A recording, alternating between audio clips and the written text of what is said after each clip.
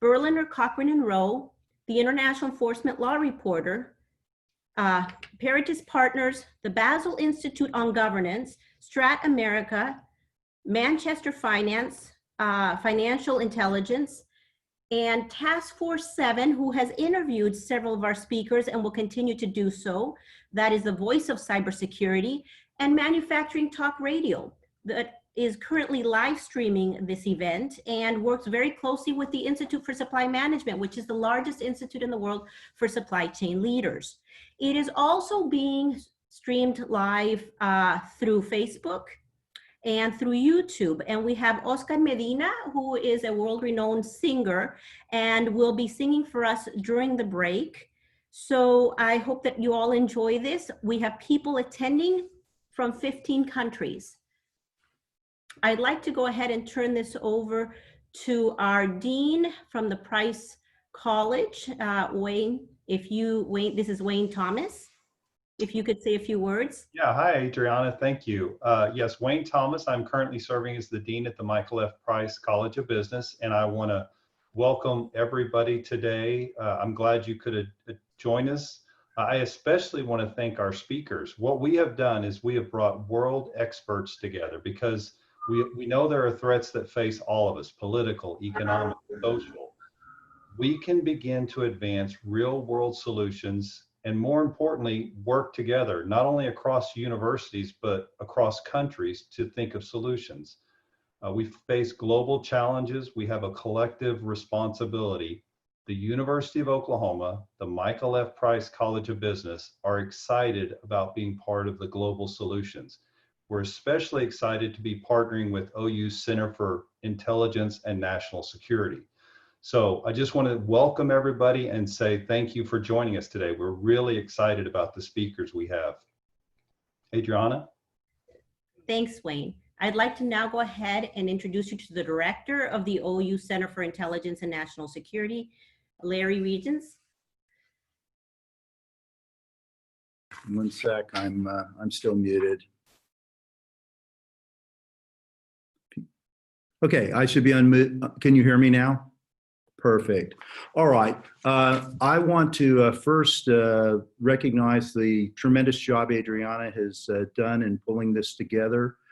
It would not have, in fact, happened without her vision and her ability to very quickly pull together not only the collaboration between Price and the OU Center for Intelligence and National Security, but more importantly, to reach out to really what are genuinely internationally recognized experts in each of their respective fields, pull this together and do it in a very short time under the conditions of the pandemic. And so I think, Adriana, you've been instrumental in shepherding us to the start of what I think is going to be a wonderful opportunity for OU and for each of us to work together to address not only this important threat which we face as a community, but others as well. And I think if you look at it, understanding the SARS-CoV-2 virus and COVID-19 is essential for developing evidence-based strategies to cope with what is truly a global threat to public health, the economy, social cohesion, and governance. And while the pandemic is still evolving, that's why it's going to take not just months, but literally years for us to have a better understanding of not only the disease and its dynamics, but equally, if not more importantly, what are its implications for us as individual nations and collectively? And understanding the reality of those risks and how we respond to those challenges, both in reality and in perception, domestically and internationally, is going to be critical. And so I'm delighted that we as a center have been able to work with our partners, and I want to welcome not only our domestic audience, but our international audience to this. So thank you very much, Adriana. You've done a tremendous job. Thank you, Larry, and thank you, Wayne. We'd like to get started, and I'd like to introduce you to our first speaker, Bruce Zagaris. Bruce Zagaris has represented over 14 governments on issues of money laundering and corruption. He also is the editor of the International Enforcement Law Reporter and has co-authored and authored numerous books, including International White Collar Crime. He co-authored a book with me a few years ago in 2015. It was a very small book compared to everything that he has done, but it was on global threats. And it was actually adopted by the Institute for Supply Management to commemorate their 100-year anniversary. And since that time, we have worked together. I've known Bruce, goodness, over a decade. Bruce, if you could go. I think you have to unmute. Thank you very much, Adriana. It's a honor and a pleasure to be here. Thank you and University of Oklahoma Business School for organizing this. So I'm going to address international enforcement networks to combat new fraud typologies. Okay. So what, as normally happens during pandemics or other problems in the world, organized crime and criminals are quick to take advantage. International government networks have arisen partly out of the emergence of a world politics paradigm that sees transnational relations as transcending the nation state and includes transnational actors such as NGOs. And essentially, my presentation looks at the different international organizations and how they've done this government networks. So these networks expand regulatory and enforcement network, and they enable national government officials to keep pace with all the other actors, especially criminals. And so let's look then at the different roles that some of the groups, such as the Egmont Group, IOSCO, FATF, and Interpol have played. The next section we'll look at, the next section will look at the preventive measures, and then I'll look at the, what I call responsive measures that have been taken by international organizations. And to some extent, it's a little bit of an overlap between what's preventive and what's responsive. So we'll hear a lot about new fraud typologies, and because I only have 15 minutes, I'm not going to dwell on them, but we know that there's all kinds of new cyber threats. We know that there's a lot of efforts to sell fraudulent and counterfeit trade, especially among pharmaceutical products and PPE. And we know that there's a lot of effort to target people that are already on reduced income. So let's look at some of the preventive actions then. First, looking at the Egmont Group. The Egmont Group is a body of financial intelligence units. And what happened is in the late 80s, or really even in the 90s, these, some of the governments started forming financial intelligence units, which are really part of the anti-money laundering, counterterrorism, financial regulatory and enforcement efforts.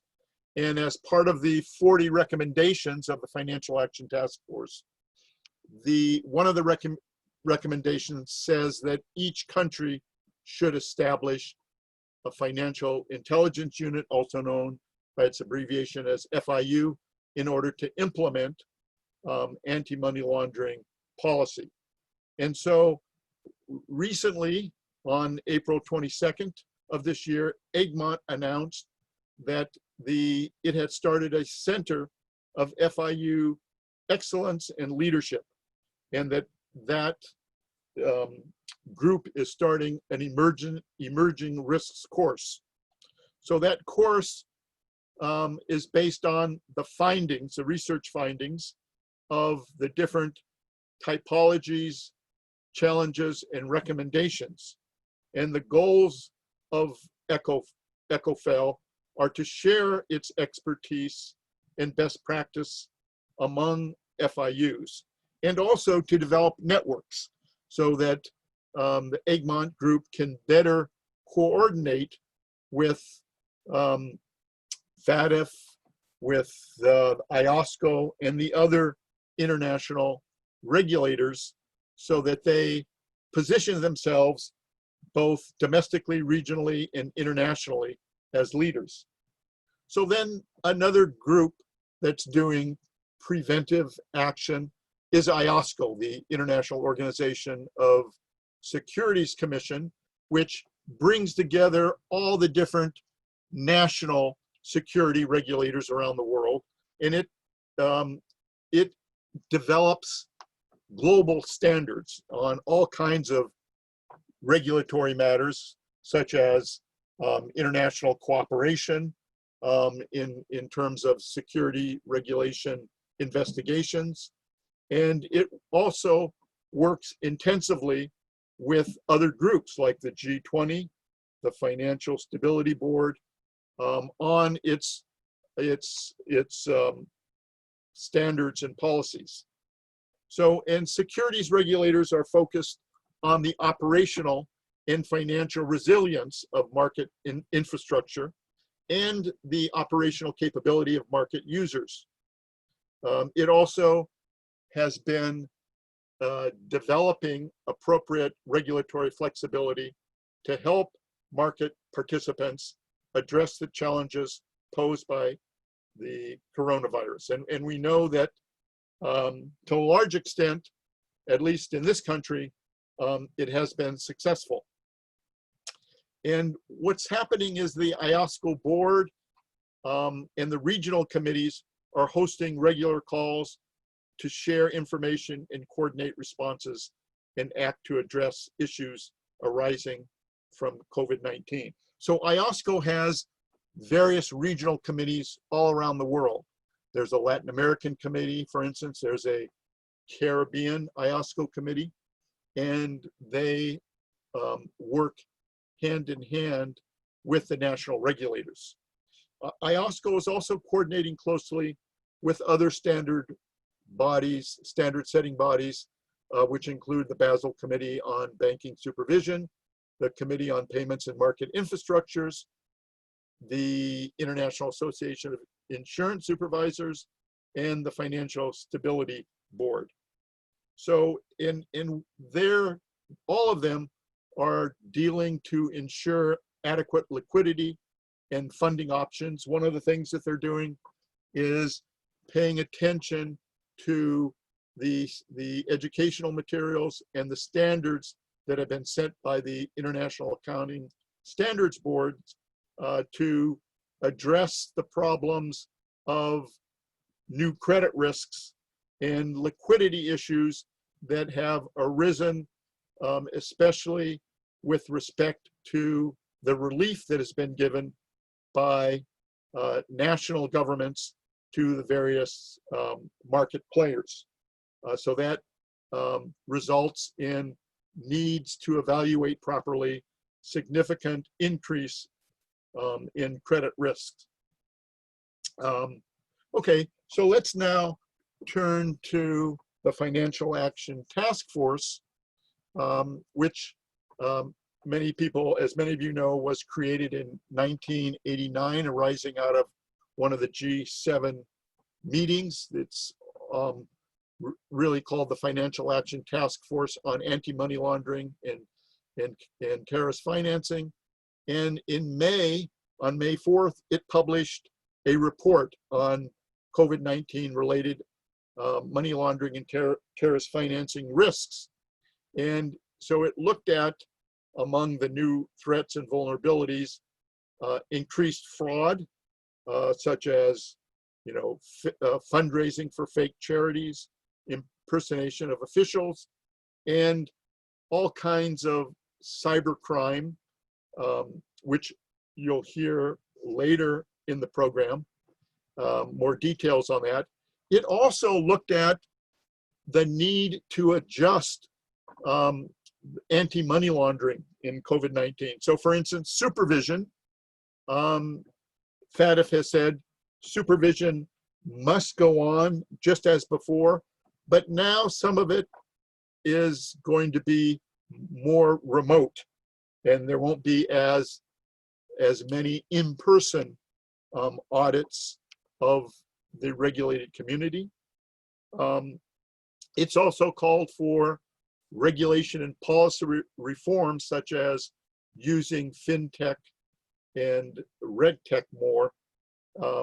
And let's look at some of the policy responses that it's called for. It includes better coordination domestically. So groups like, in this country, FinCEN, Homeland Security, FBI, have to coordinate better. But also there has to be better communication with the private sector, with banks, with currency exchange people. And there has to be full use of risk-based approach to customer due diligence. Countries have to support electronic and digital payment options, especially so that there will be inclusion of all the public in being able to use the financial system. And also there has to be more attention to understanding the new risks and adopting operational approaches. So FATF's next steps will be to continue to monitor these typologies and the vulnerabilities, and they're going to continue providing reports and to monitor the typologies. So what about Interpol? Interpol, of course, is a international police organization. And on April 4th, Interpol warned that cyber criminals are targeting critical healthcare institutions and ransomware. And it issued a cybercrime threat response. And its report you can see on its website.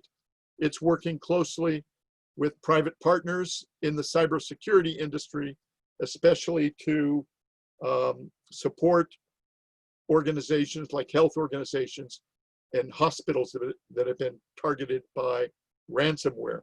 So its global threat assessment identifies the challenges facing police across different regions, as well as best practices and measures to mitigate the effects of COVID-19. It also talks about using innovative technologies such as drones, biometrics, and artificial intelligence. So let's now turn to responsive actions. And I only have a couple of minutes. So I'm just going to look at the European Union Agency for Criminal Justice Cooperation, which is also called Eurojust. So essentially, each EU country sends to the rest of the EU its investigative prosecutors and magistrates, and they're housed together so that when there's a need for cross-border cooperation, Eurojust can jump into action and help in terms of freezing accounts or obtaining search warrants or extradition warrants. And it cooperates closely with the European Public Prosecutor's Office and with OLAF, which is the anti-fraud organization. And so there have been 3 cases that I've mentioned where governments have been tricked into making payments for PPE or for pharma products, which have been hoaxes. And because Eurojust, in one case involving Germany, and one case involved both Germany and Holland, Eurojust enabled the authorities to quickly freeze the money that the governments had paid. A second case involves France and a Hungarian entity which supposedly was selling protective masks, but that was also a hoax. And quickly, with cooperation, they froze the money that had been paid to a Hungarian bank account. In the Czech Republic, a hospital had to close because its computer system was hacked, and Eurojust helped to issue European investigation orders and mutual assistance requests for the ongoing investigations. So let me now conclude. So as the coronavirus pandemic evolves, international government organizations are going to need to adjust, and they're going to continue to create these private public networks so that national regulators and enforcement agencies can work together with businesses and civil society, both in anticipating and preventing frauds, and also being able to quickly respond to frauds so that they can investigate and prosecute cross-border criminals and seize their proceeds before they vanish. And network actors will relate to each other through the various regulatory, judicial, and legislative channels, as well as informal conferences, meetings, and online groups. And with that, I want to thank again the hosts for enabling me to participate, and I look forward to listening to the other participants and to the dialogue. Thank you once again. Thank you, Bruce. This is really why we've come together and created this forum, because this type of information right now is extremely important. And it is important for industry leaders, it is important for our governments, it is important for national security.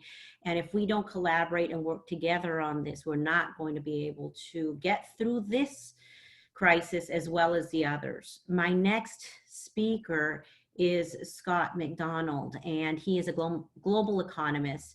He is going to touch upon a very important issue, which is food crisis. And his background is he is a former OCC, Office of the Comptroller of the Currency, economic advisor, and top sovereign analyst. He is currently a chief economist with Smith's Research and Grading, and his expertise is in how to deal with food shortages, preventing a food security crisis. This is something that we may understand a little bit about because we can't go to our restaurants. Our bars have been disrupted, our restaurants have been disrupted. Some of you have experienced what it's like to go to the grocery store and try to buy meat and be told that you are allowed to take only one piece of meat and there's not much of a variety. If you live in the United States, you have experienced the issue with toilet paper and prices, and there are so many more issues involved here that you really need to be aware of. We have seasonal workers, and this is affecting our ability to get the seasonal workers. And Scott, if you could take it away and explain exactly what these issues are. Sure. Can you hear me okay? Okay. Yeah, no, first of all, I'd like to thank the University of Oklahoma Center for Intelligence and National Security for holding this webinar. I think it's very important. I'd also like to give special thanks to Adriana Sanford for doing a great job in pulling all of this together. I'm sure at various times she felt as though she was herding cats, but it seems to have come together quite well. And I also want to get a point in here too, that I also have co-edited a book with Bruce Zagaris as well. Bruce seems to get around intellectually, so good for him. You've asked me to speak today about COVID-19 and its impact on agriculture and food supply chains.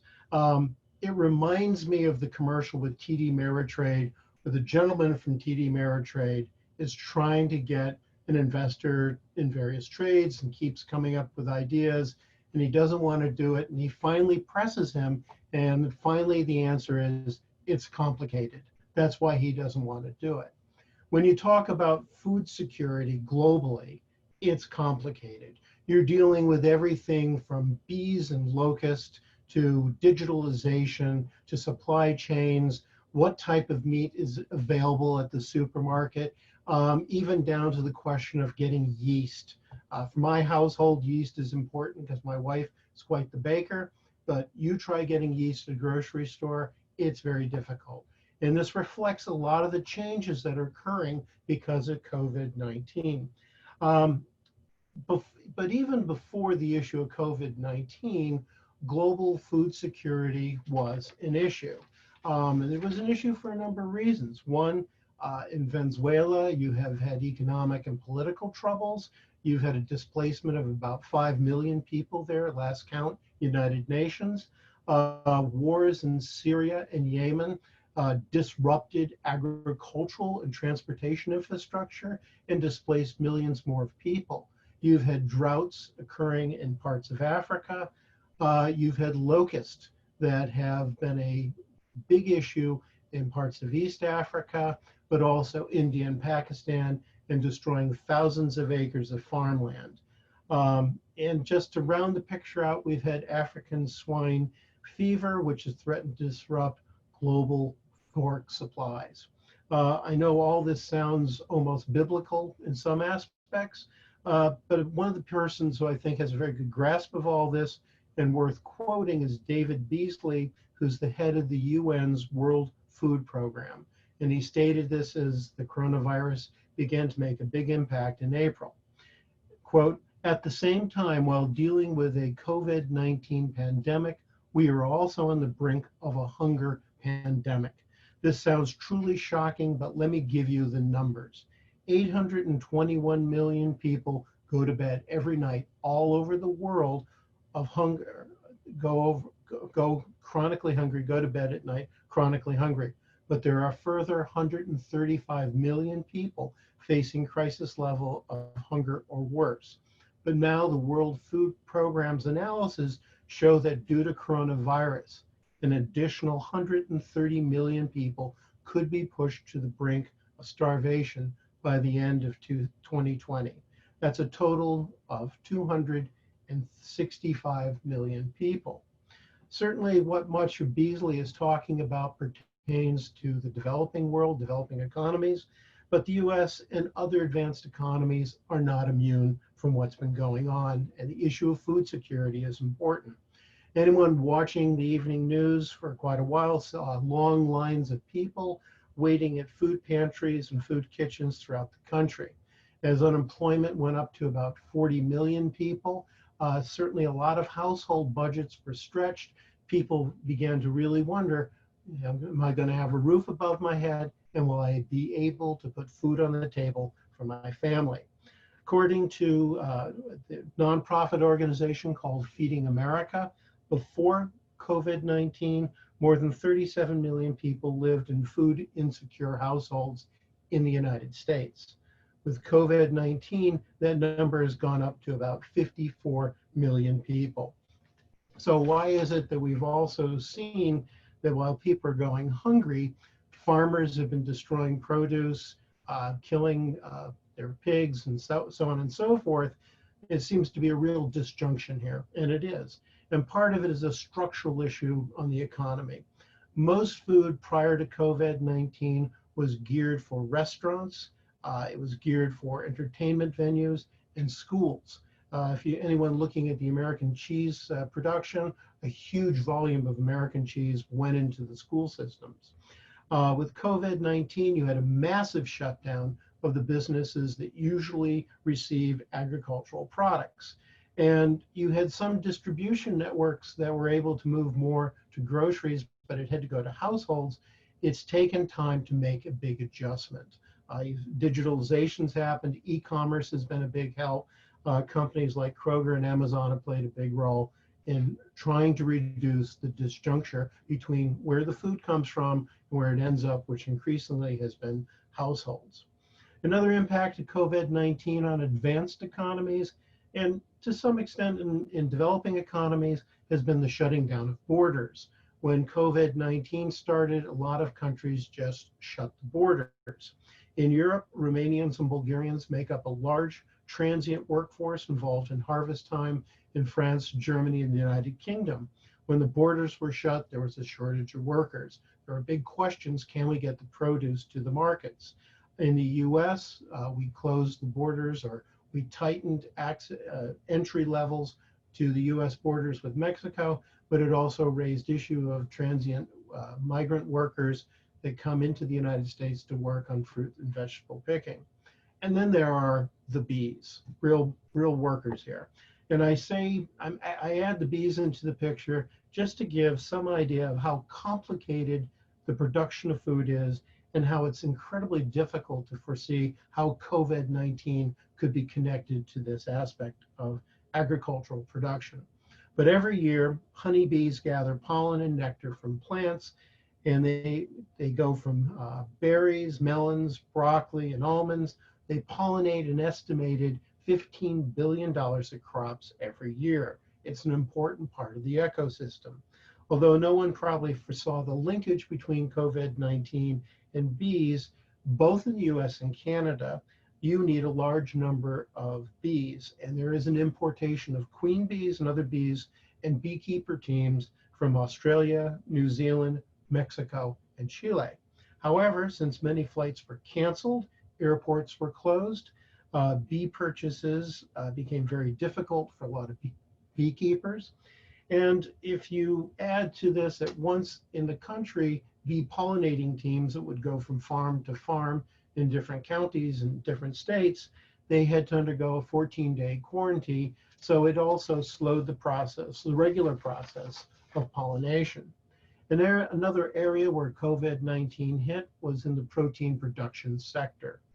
As Ariana mentioned, the question about meat in the grocery store, as the pandemic gained momentum, it eventually reached slaughterhouses in the United States, where working conditions proved conducive to transmission. Workers stood close together. There was an absence of protective gear for a period of time, and many times the same workers shared living conditions. Most major companies were slow in responding, in part because we'd never been at this crossroads before. The impact of COVID-19 in the US in terms of protein was we had shortages of certain types of meat. Finer cuts of beef went into hamburgers. Public concern grew as prices went up. The Trump administration eventually had to sign an order under the Defense Production Act to compel meat processing plants to remain open amid the pandemic. Meat processing industry has been forced to redesign how it approaches meat processing facilities, and more sloppy practices have given way to deep cleanings and reworking workstations. Challenges to workers' safety still exist, but there is a movement towards a different work environment. One last factor in this, in terms of advanced economies, and I'll just touch upon this slightly, and that is there's household behavior. As dining out fell off the cliff, restaurants were closed, food production returned to households. Baking, like I said, baking is up hugely, and that's, if you take a look at it, but food security as an issue has hit household levels. There's a greater emphasis, and I think going forward we'll see this, on building up a family pantry or a strategic pantry to buy more canned goods, lentils related foods. While the more affluent parts of the US, North America, and European populations can still look to buy healthier and eco-friendly foods, the less affluent will be limited to what is available, reinforcing trends to more heavily processed and cheaper food, which is not necessarily healthy. And there's no luxury for a lot of the lower income families of developing a strategic pantry. The main challenge ahead, though, we go back to the developing world. In advanced economies, we grapple with the idea of how we return to normalcy, but for a lot of developing countries, the issue is how do we keep the flow of food from food exporting countries to food importing countries? And this is particularly true with three types of staples, which are rice, wheat, and corn or maize, depending on what you want to call it. The good news is that global production levels are at near or all-time highs, but there's also bad news here. One, the prices for certain cash crops, an important source of income in rural areas, has been depressed by the slowing of global demand. Two, we've seen steep economic contractions, making it more difficult for people to buy food, and it's put policymakers scrambling to see what they can do in the most vulnerable countries.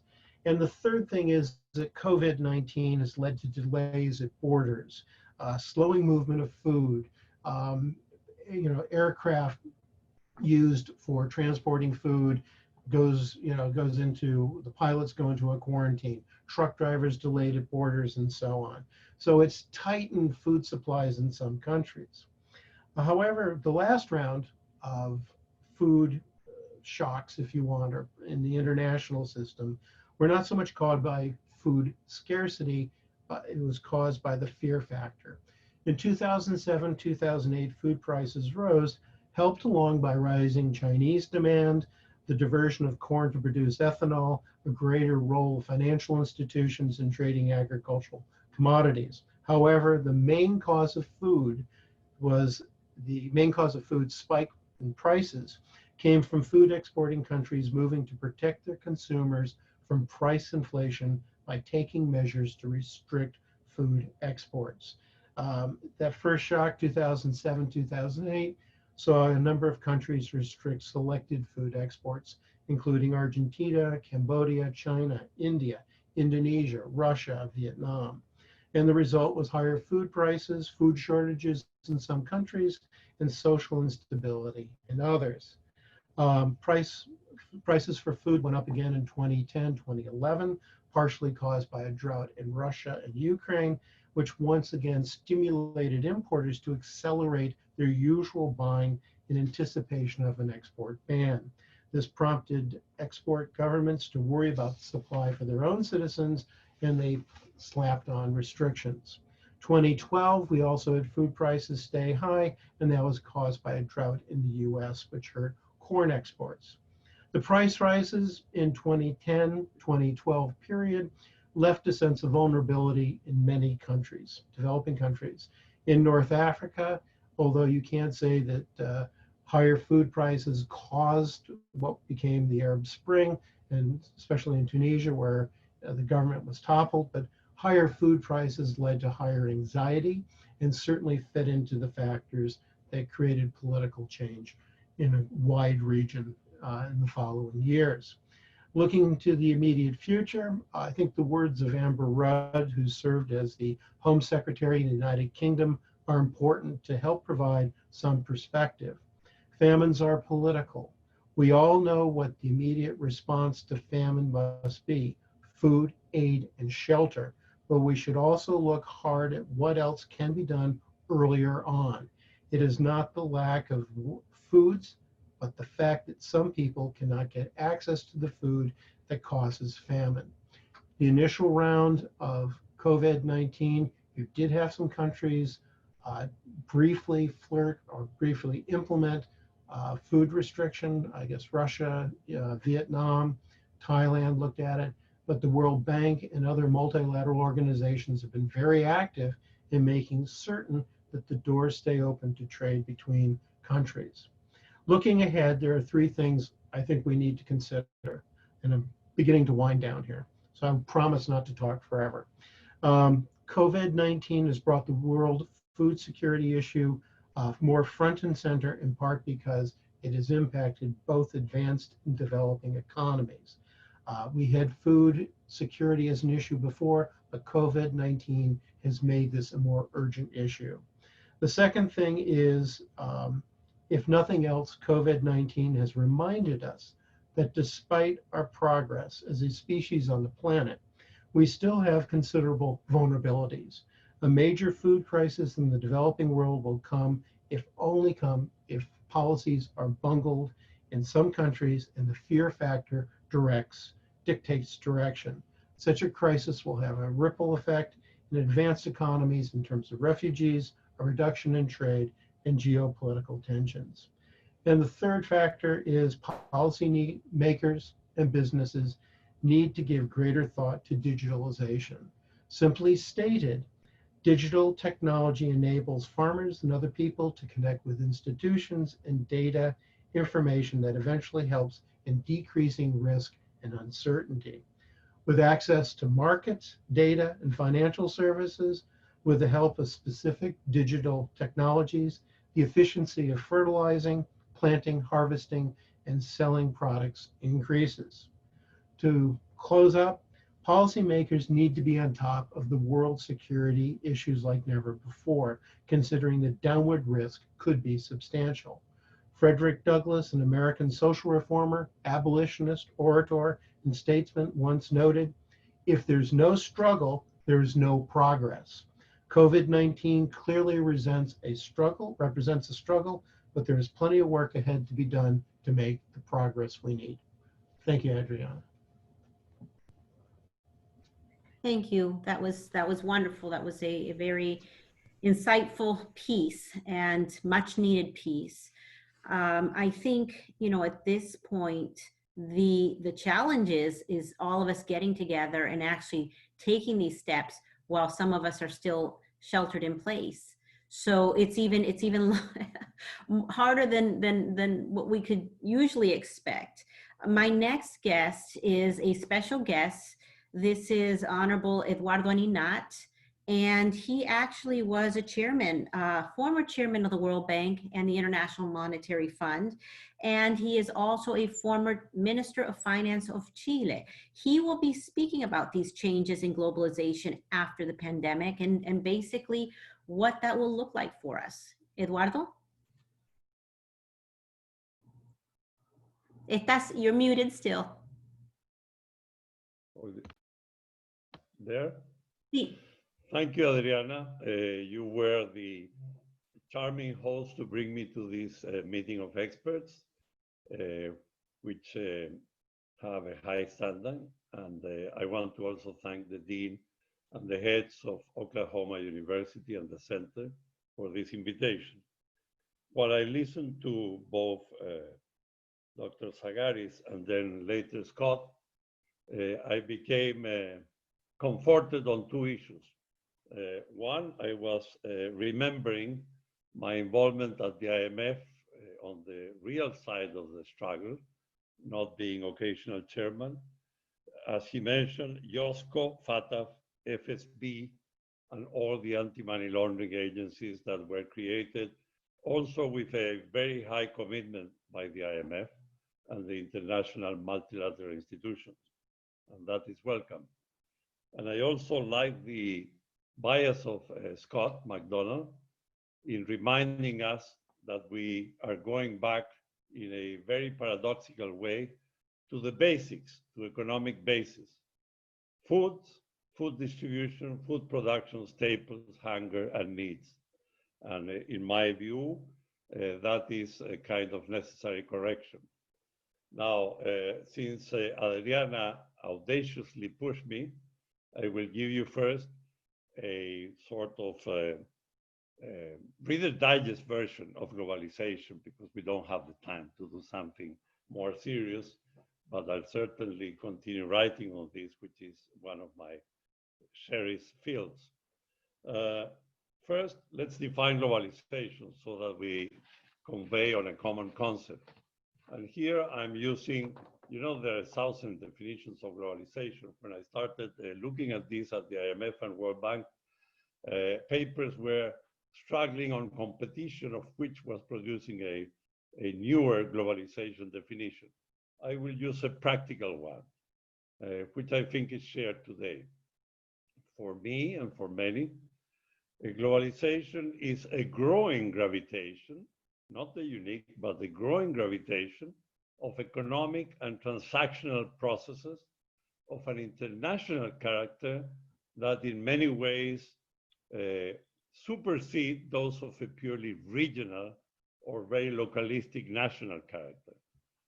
It's a new way of going back to free trade and free investment and classical issues of economic development. It's a new view of the world, although by today it's very old, because you look at the world in a more comprehensive and expanding fashion. When did this start in the modern times? For me, it started exactly after the end of the Second World War. People were up to their ears with wars and struggles. There was a longing for peace. And the leaders of the time, I will not name them, you know them, had a wonderful vision of doing a global, quote unquote global, general meeting of both presidents or prime ministers and technical people from the finance ministries and others. And it was done in a small, not so small, but relatively unknown place, which I visited, which was called Bretton Woods in New Hampshire. It's a wonderful hotel, it's still on. And there you had Mr. Keynes, Lord Keynes, and you had the American very famous negotiator who had the ranking of minister, and you have people from virtually, at the time, 35 or 40 countries, including my own country, Chile, which is an early comer to multilateral institutions, and I'm proud for that. And basically the idea was, why don't we converge together?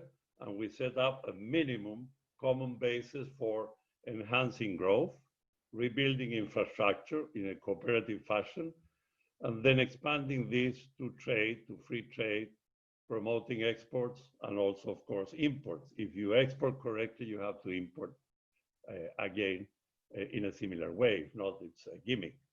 Well, and the most important thing for me was through this process of diplomacy, politics, and economic goals, the world established universal or global institutions based on international law, based on cooperation, but with a newer standing.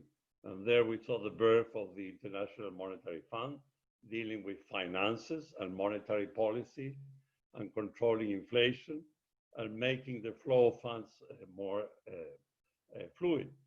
And the World Bank related to infrastructure and investment. At the beginning, public, supporting public investment, and then moving to private investment as well as a supporting base. And many other institutions of the United Nations, which I personally chair a lot.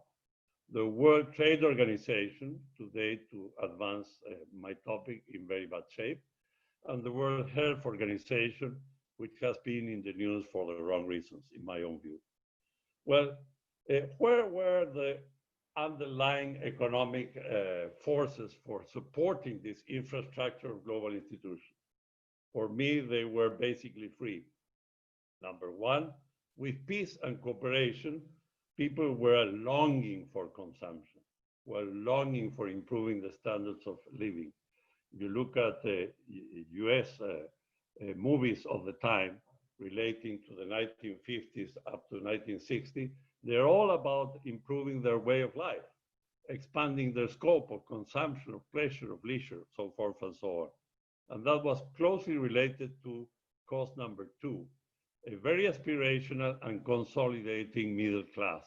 I'm speaking basically of the developed world, but also coming through more gradually in the developing world. Well, those two things made for a huge pull and push for investment, for private sector involvement, for production in general.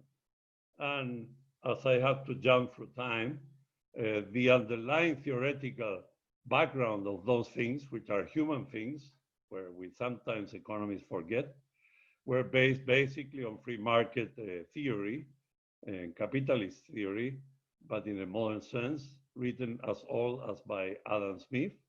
And on the other side, the benefits of specialization and using comparative advantages in trade, in foreign trade. Another British guy, David Ricardo, a good philosopher and economist. Well, let me put down this into some of the shortcomings of this wonderful cooperative process. I'm speaking still of the first 45, 50 years. Then I go to a different kind of globalization, which has been more in the new times. Well, I will narrow down the scope to Latin America. And perhaps I'll use one or two examples from my country, Chile, which I must say from the open benefited a lot from this international cooperation, support, and particularly free trade, particularly in export, imports, and investment. I would have to quote here a big practical ideologist of the process, a friend of the IMF. Not exactly IMF, former IMF, but he was the leader of something which was called the Washington Consensus. And the Washington Consensus, to put it bluntly, was a well-inspired, but still rather narrow recipe for good policies at home, in domestic realities, in our country. to look at this cookbook recipe type. We were seeing something like, of course, opening up the economy, improving the scope and realm of markets, free markets inside each country, trade openness, allowing foreign investment and promoting the arrival of foreign investment, and in general, deregulation and liberalization.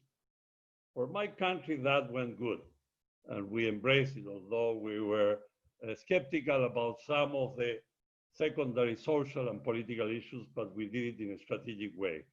And as I underlined earlier, we benefited a lot from that. There was a spurt in growth rates, more stability, inflation down, and the trade issue expanded so fast that today the sum of export plus import for many years in Chile divided over GDP has been on the rise and is one of the most open countries in the Latin American scenery. However, this vision was short and naive because of two things. It emphasized heavily doing a very quick, out of the envelope privatization scheme.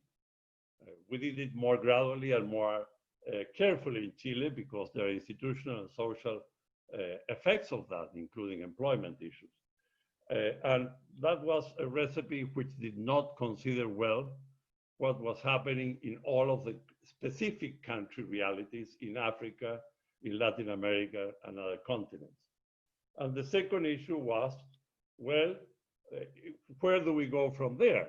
And from there, the responses to a second stage of faster development and sustainable development has to come more from the inside and less from an international talk or an international cookbook.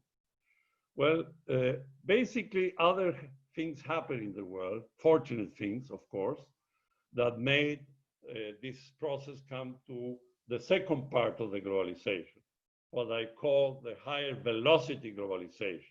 The other one was more paced, more slowly, more upgoing, but fed from real structural economic realities. The second one, let me give you the nice symbols that fastened the whole process, was the fall of the Berlin Wall, a very welcome thing for the world because of peace, democracy, freedom of movement of people, talent, so forth and so on, and human rights. The second was the scheme for financial deregulation, which had not been much in the first 50 years. So in the second phase of 25 years, financial deregulation becomes the mode in Asia, in Europe, slowly at first, then very rapidly, and in most of Latin America, but not all. And then a kind of vision of world leaders to say, yes, let's accommodate more players into the game. We cannot be holding this process on a few hands, say the G7. Nice, but few. And then we have two very important, landmark issues. Number one, the IMF giving the first important credit or support or program to the Soviet Union in the transition period, and yes, run by reformers on the economic side, but generally into a command economy. I still remember Mr. Kudlow appreciating the support of IMF with conditionality on Russia. Can you imagine that? And the second was a large player, which is today, I understand, worrisome for the US. I am neutral on this, which is China, coming into the IMF as a full member, increasing its quota, it's very quickly after that, and having a larger saying at the board of the IMF, and the same at the World Bank. Those are symbols which generally were showing cooperation, more inclusion at the country level throughout, and a kind of sensation where people were saying at the private sector, well, let's go in and rush in because this is a really long-going process, a long history, not a short-lived one. In general, I would summarize that by saying the private sector looking internationally now had an appetite for greater risk-taking, greater risk-taking across countries, across borders, and particularly in the financial arena. Capital markets were becoming open, deregulated, and liberalized. So that was a two-way kind of game. And to that, finally, what helped a lot was technology coming in. You can imagine how it was to do banking in the early 60s or 80s and how it is today. It's a whole new ballgame. Money moves fast in less than seconds. Internet is the game, and integration of all networks and these and similar standards. And then the marvel of Excel. You know, having Excel or its equivalent, you can do a business plan of the world in a few minutes. So that helped at the financial technical level, an expansionary view of the world. Well, I will not quote someone here who I respect a lot, Danny Roderick, former professor of Harvard and now everywhere in the world, where he calls the second period, which I'm describing, coming from 1995 to the present, 2019. The present is too uncertain. We don't know what will happen in the end. Let me finish at the end of last year. For this 25-year period, he calls it hyperglobalization, and he is quite critical of that. I'm less critical of this period, but I do have some warnings in order to learn for the future. I call it more or less full speed globalization.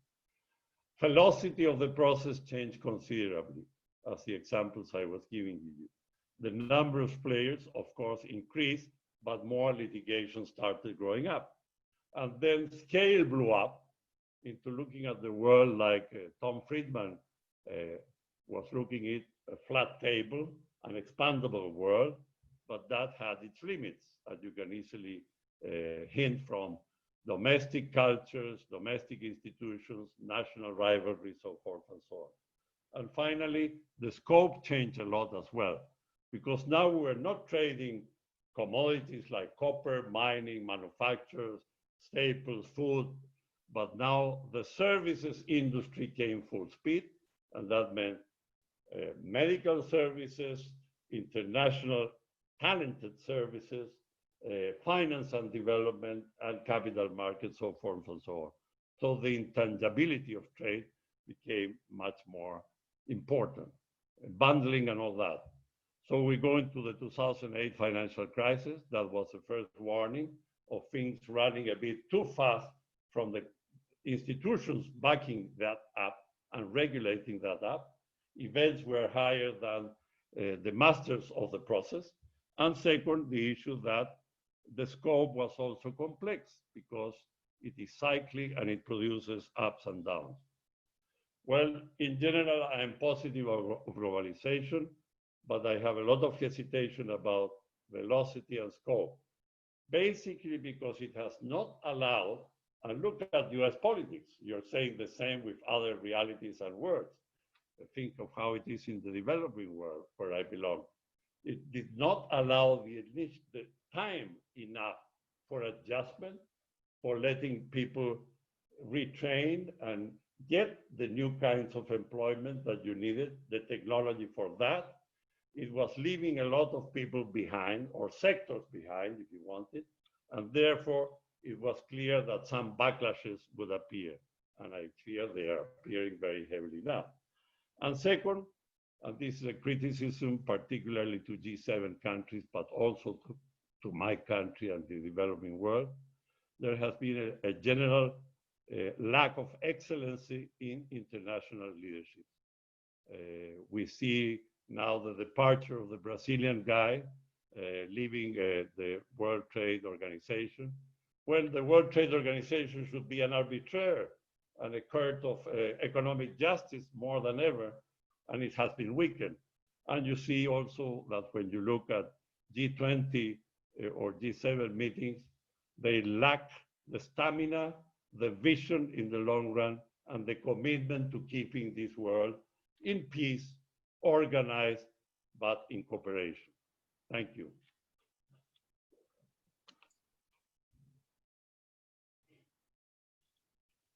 Gracias, Eduardo. Thank you, Eduardo. That was That was wonderful. And I think, you know, the points that you're making are exacerbated by the fact that the laws that people are creating in these countries are not meshing many times. And unfortunately, what happens is we have our companies, our multinationals, our executives in this space trying to understand and trying to comply with laws of various countries, standards, regulators, different regulators from different parts of the world. And it is very scary. And it is something that we need to address. And hopefully at some point we will get there.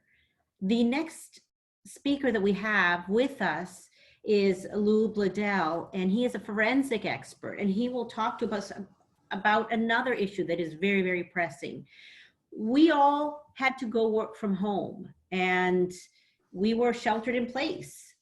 This was something that a lot of companies were not ready for. And so the policies regarding working from home were missing. And the training of executives in various industries was missing.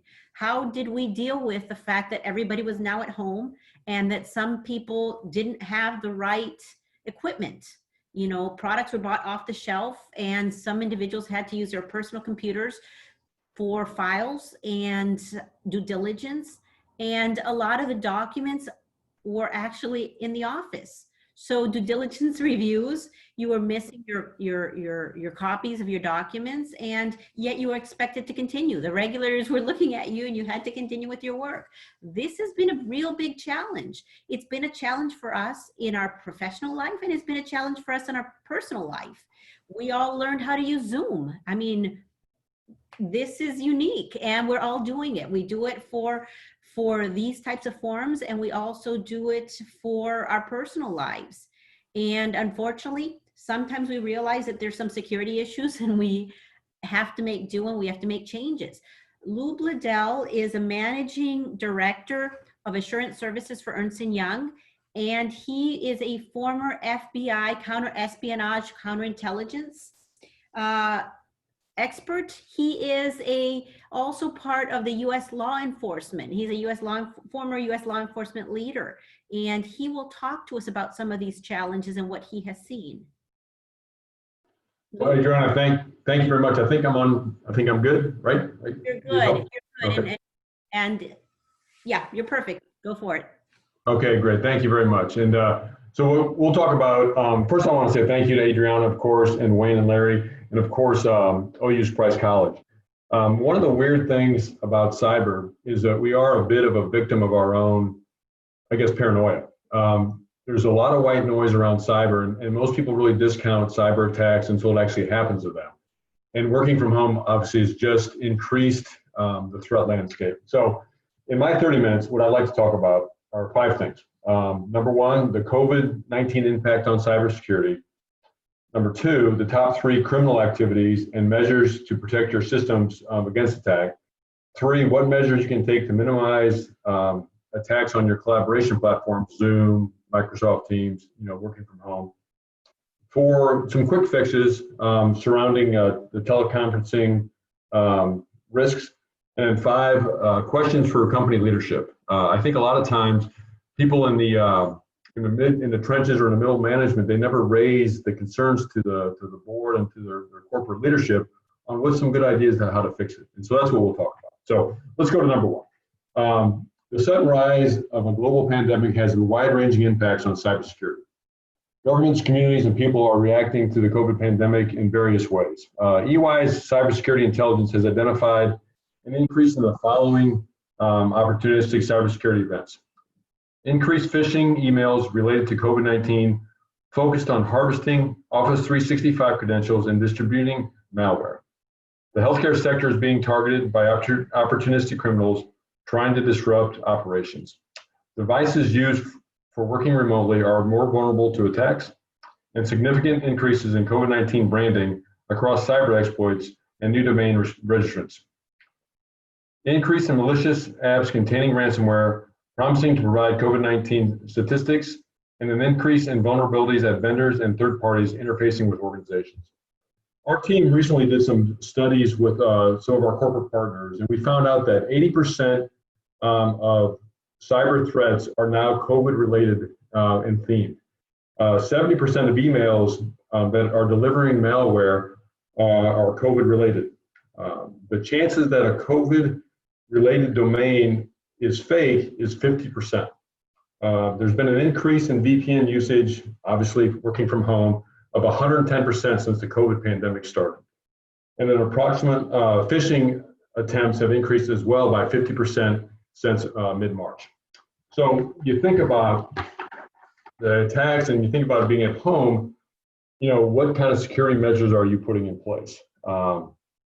We've done numerous surveys. The one that I thought was most appropriate kind of shows the changing landscape of COVID-19. Shifting to on-premise workforce to a remote work setup obviously creates risk. Expansion of the attack surface due to the increased endpoints and networks to be protected. Storing and accessing sensitive or regulated data off premises, and due diligence on vendor security preparedness.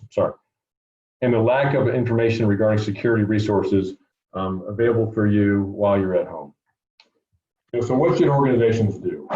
We really kind of identified 6 areas that we thought was most important. Fully patch your VPN and other remote access systems.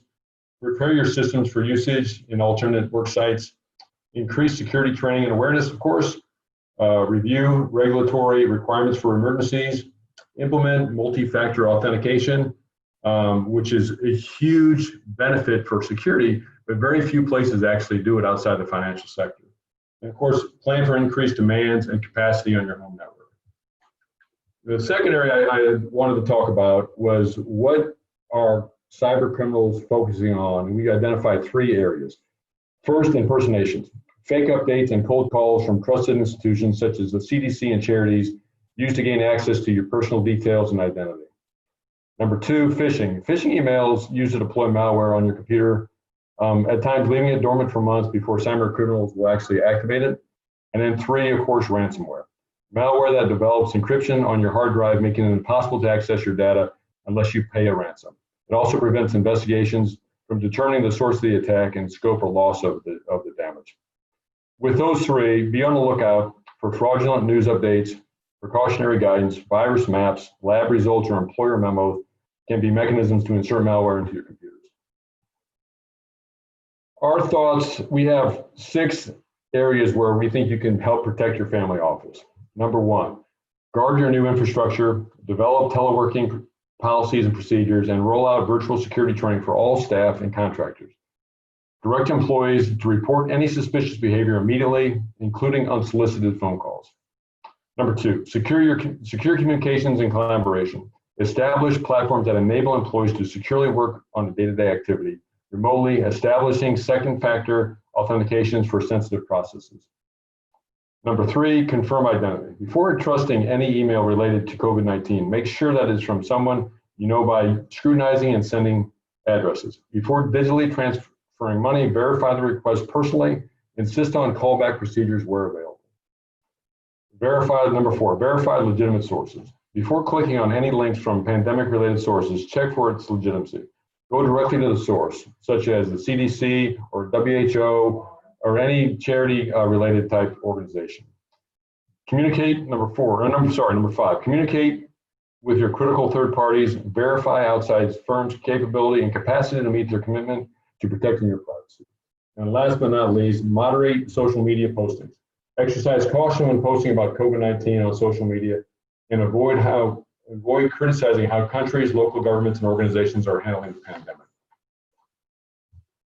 Like today's meeting, we're obviously doing this remotely via Zoom. We do have some suggestions on what's the best way to minimize the attacks on the collaboration platforms. And I'll go through a list that we have here. This is my 3rd point that I would like to address. A, let's establish and deploy secure configurations. Both Zoom and Microsoft Teams have unique security capabilities, features, and configurations. It is up to the information security organization and users to be aware of them and how to utilize them effectively. InfoSec teams must be aware of the options and recommended security settings for all applications being used. Ideally, features, functions, and appropriate configurations should be vetted as part of both of the security and privacy assessment of the product prior to the board rolling them out. Certain features may be considered for disablement at the enterprise level, depending upon, of course, the organization's comfort with certain risk levels. Organization managed features. Some security features, such as requirements for multi-factor authentication, meeting password requirements, single sign-on, etc., are typically managed by the product administrators. Administrators must carefully understand security options and vendor recommendations to utilize functionality. Microsoft Teams is what EY uses, for example, has a wide variety of features that can be employed to protect data, including DLP, data loss prevention, file storage encryption, rules that can govern guest access, and even information barriers between environments. Most of this functionality is optional. However, it obviously does not help if it's not turned on. The organization must consider the range of devices types available to users that allow the connectivity to collaboration platforms, such as mobile devices, personal computers, when designing the configurations. Many folks use Zoom via their phone as well as a computer, and they are very vigorous on the computer security measures. They're not nearly as vigorous regarding their phone. And so that's something that training can take care of, you know, and it's just a constant awareness type area that we need to think about. The user managed features. Users must also be educated and trained on appropriate usage of collaboration tools. Policies and guidelines should be communicated to cover things like the strong passwords on meetings, which types of documents can be shared.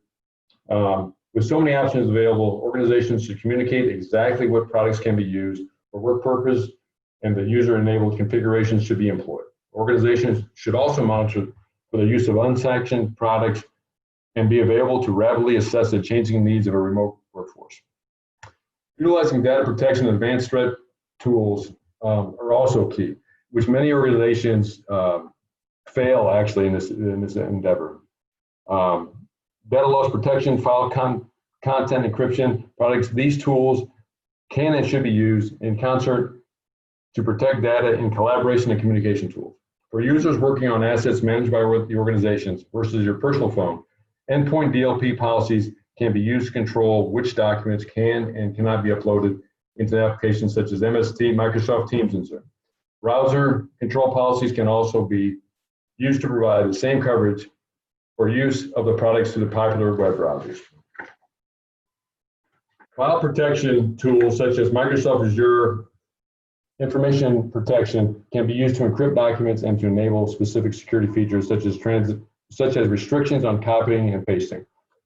Encryption is one of the most important things to consider to protect your data. My time in the FBI, I ran the Snowden investigation, and during that time, he encrypted all the information that he had taken. And it really made it impossible for NSA or the FBI or anybody to go out and grab the information and bring it back. We just couldn't recognize it. And so encryption on sensitive information, certainly IP-related information for companies, is a must. And once again, generally that is not utilized to the extent that it probably should be. Certain platforms such as Microsoft Teams provide advanced threat protection options that should be utilized where feasible. Teams can scan, upload content from malicious code and quarantine files before other users access them. Collaboration tools can help spread malware, especially if personal devices without malware protection are used by people working from home. These options can help limit the spread of malicious programs and unmanaged devices. You know, another good idea is to adopt flexible strategies for different types of assets. In some cases, workers are utilizing laptops or PCs provided by the organization with multi-factor VPN access back to the office. In this case, the security of these devices is managed by the organization and can be done with very little change from working in the office. In the event where personal laptops, PCs, and mobile devices are being used at home, extra safeguards need to be employed. Organizations should carefully manage how these devices access and utilize corporate resources, considering using tools like virtual desktop and containerized products to provide controlled experience that limit data flows between the work environment and personal devices. If the asset being used to access the environment is not managed by the organization, it should not be assumed to be a compromised device and treated as untrusted. Further, backup and file storage strategies should be updated as data and content creation on non-managed assets is increasing. If workers fall ill or their systems crash, the organization must be able to still access key files that they're working on. Numerous key measures taken to manage privacy challenges from home are also of concern. The first thing to do, of course, would be create guidelines to specifically address video in a work and home culture.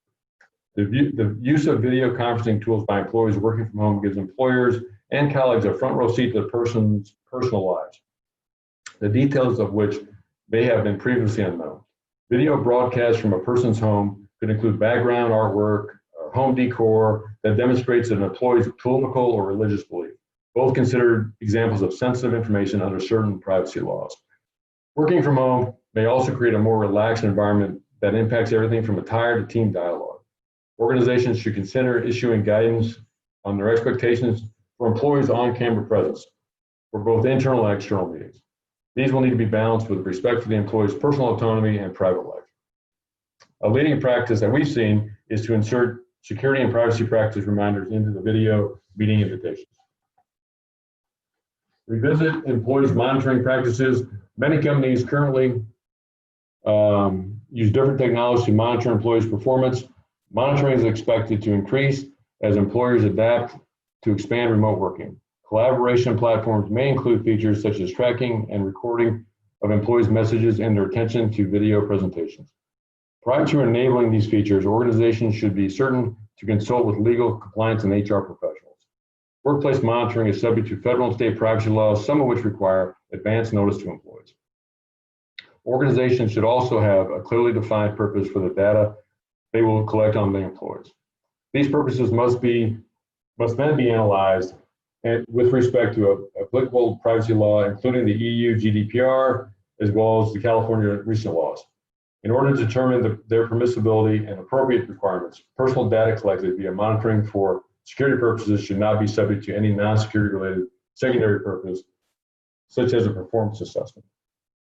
So once again, I just think, this is a little outside of just the security level on side working from home, but I think that privacy is very, very important. All right, the fourth item I'd like to talk about are what are quick fixes for teleconferencing working from home. And so EY has gone to great lengths on it, creating almost like a checklist for our clients and our partners to understand. So quick fixes for network security controls. Use approved VPN network technology for connectivity. Encryption, of course, we talked about earlier. Enable security technologies to identify inconsistent and unauthorized usage. Prevent cross-pollination of data resources. Identify key ports and protocols for video teleconferencing applications and lock down uncommon ports. Use threat intel resources to enable block lists to prevent malicious domains and IPs from targeting enterprise resources. Quick fixes for administrative controls. Make all meetings unlisted. Require passwords for all meetings, events, and sessions. Do not allow guests to join before the host. Enforce personal room locking after default time. Restrict users. Unauthenticated users need to wait in the lobby. Account management. Enforce password complexity and aging policy. Update applications to latest patch and vulnerability management. And set applications to default to mute and show no video. Top quick fixes for host side controls. Do not share your audio pin with anyone. Provide meeting passwords only to users who need them. Never share sensitive information in your meeting until you are certain who is in attendance. And set your personal room to automatically lock when your meeting starts. Enable entry and exit tone for announce name feature. And share application, never use screen. Top considerations that we found for teleconferencing work from home. Whenever possible, follow an established framework, follow the NIST working from home guidelines and best practices, which enable federal compliance and maintains a compliance standard while decreasing overall risk to the organization. Define roles and responsibilities of least privilege. Make sure that the permissions align to the role of the user setting the technology. Follow the least privilege guidelines for working at home to prevent any unauthorized communications, system settings, and intentional or non-intentional actions. provide a data governance safe use policy. There should be a data governance safe use policy that defines acceptable use of teleconferencing applications, settings, and use cases that govern the network administrators, system administrators, data owners, and data users. Network security is key. Most teleconferencing solutions will often need their own session board controller to manage traffic, block suspicious connections, and are different than the ordinary data connections. We were recently, EY was recently hired by a school district that was trying to do remote learning here in the tri-state or DMV area. And what had happened was they didn't properly insulate or secure their network. And what was happening is the grade school and middle school Zoom classes were being targeted, and pornography was being uploaded. Teachers were being attacked personally.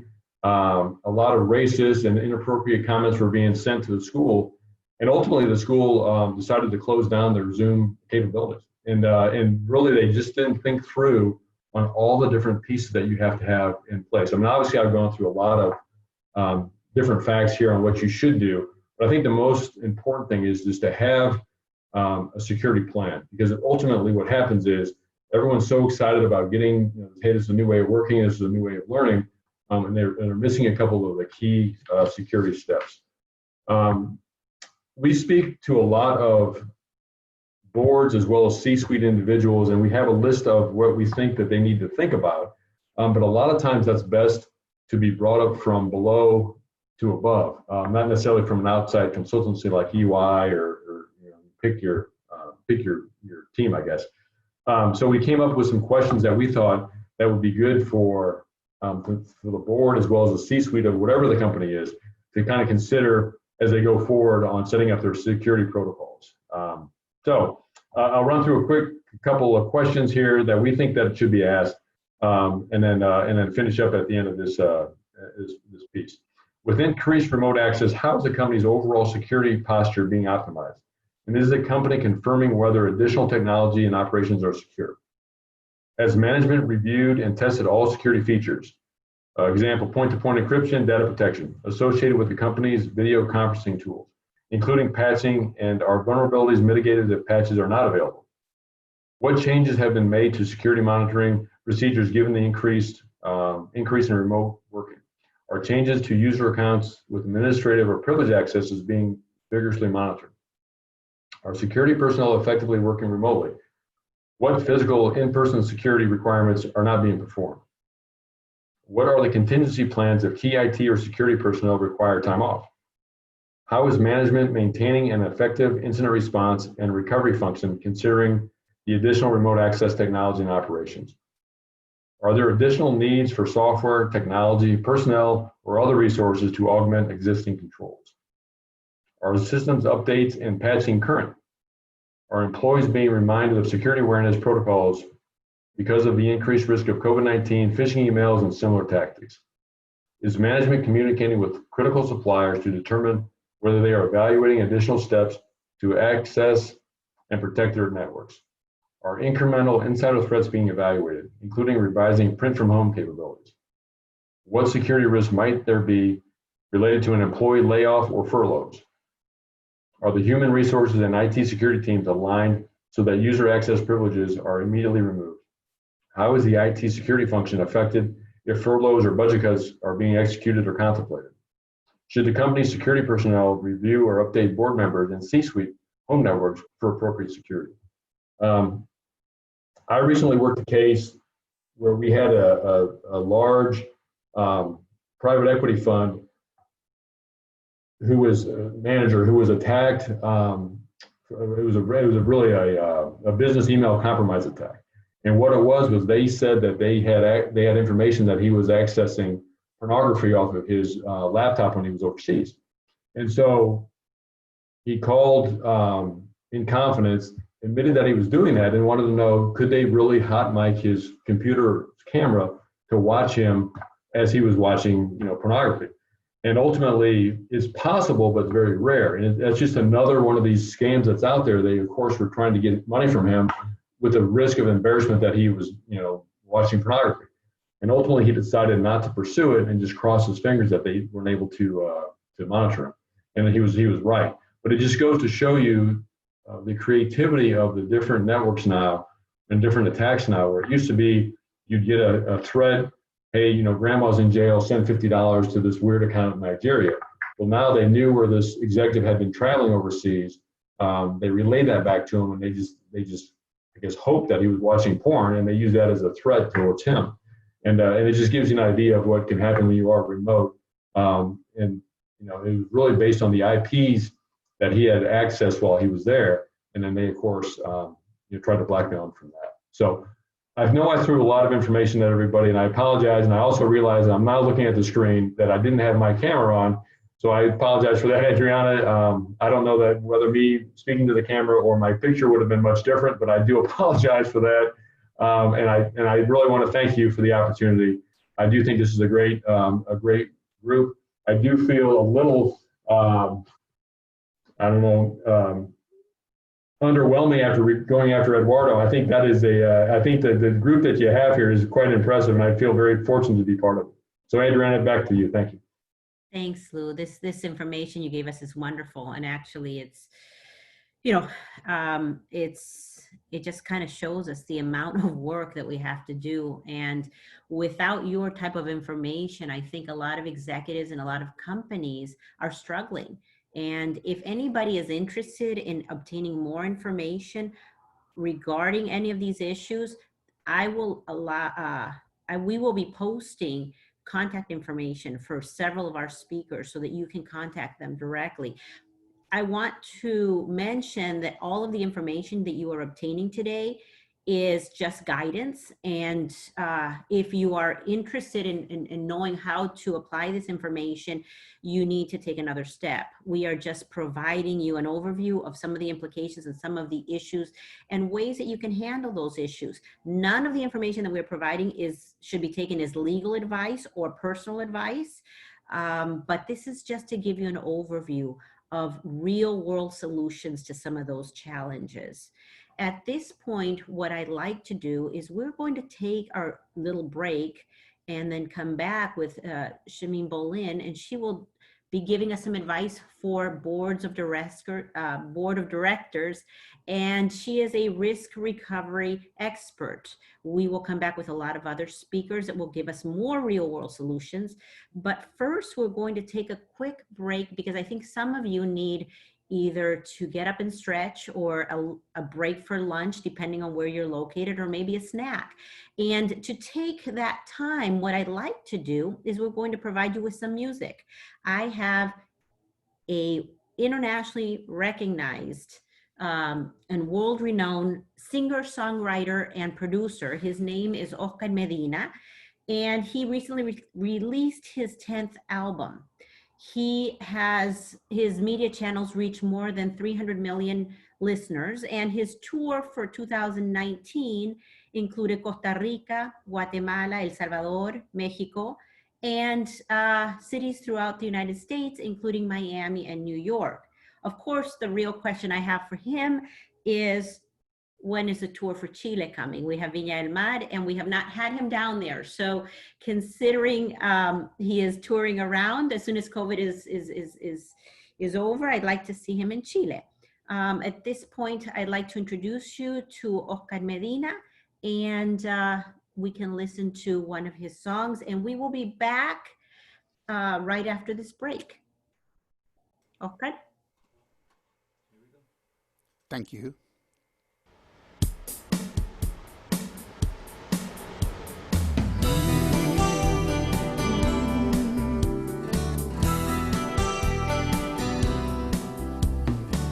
Cuando las olas vienen y golpean tu barca y el viento del huracán desvía tu navegar, cuando la luz del faro no se alcanza a mirar, recuerda, marinero, quién es tu capitán.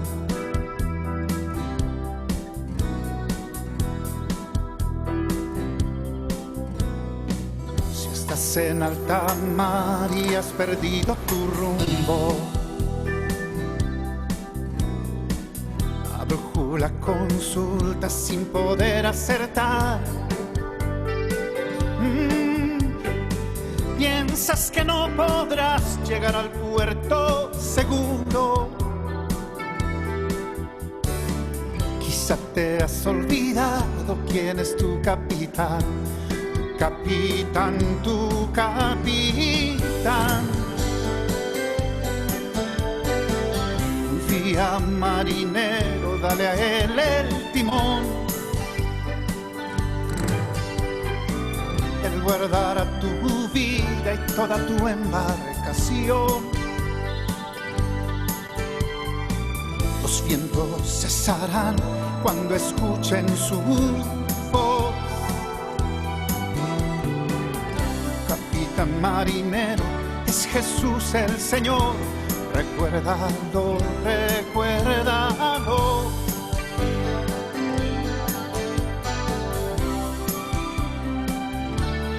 He will guide you.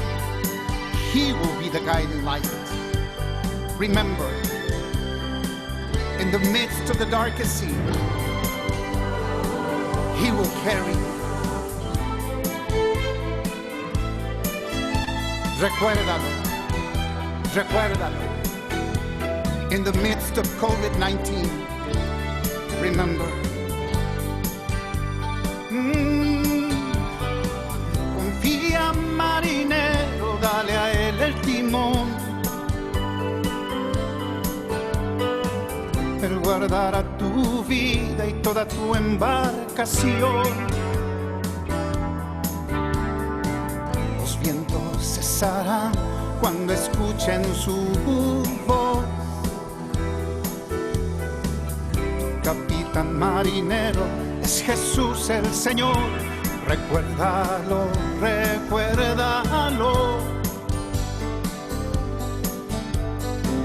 Los vientos cesarán cuando escuchen su voz.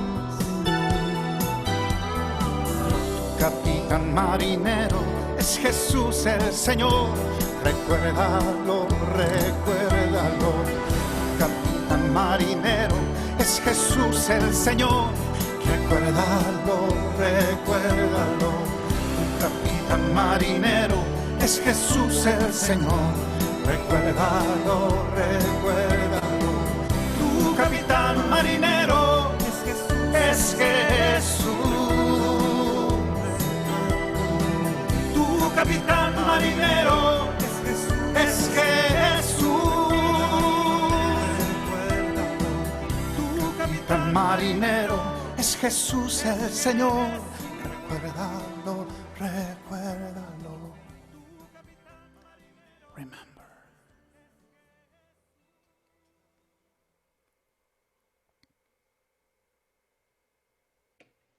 Eduardo, are you able to sing another song for us?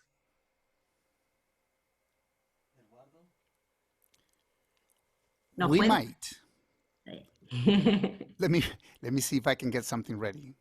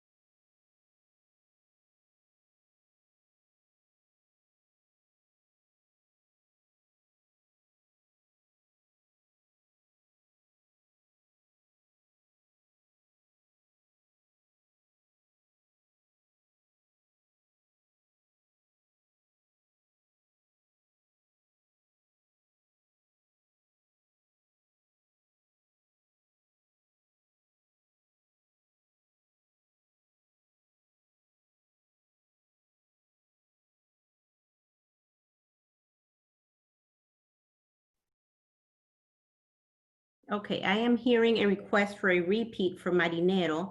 So Oscar, could you do that one more time? We actually have enough time to hear it again, and then we will get started. Absolutely, it would be an awesome pleasure. Thanks. Yeah. For the whole world listening, this is for you.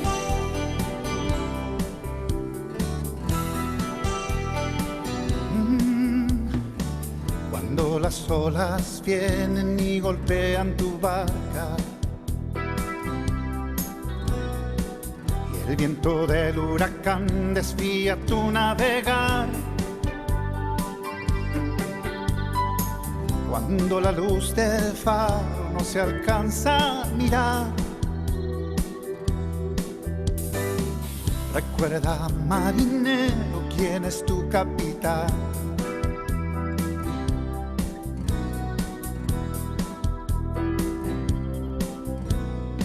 Si estás en alta mar y has perdido tu rumbo, la brújula consultas sin poder acertar.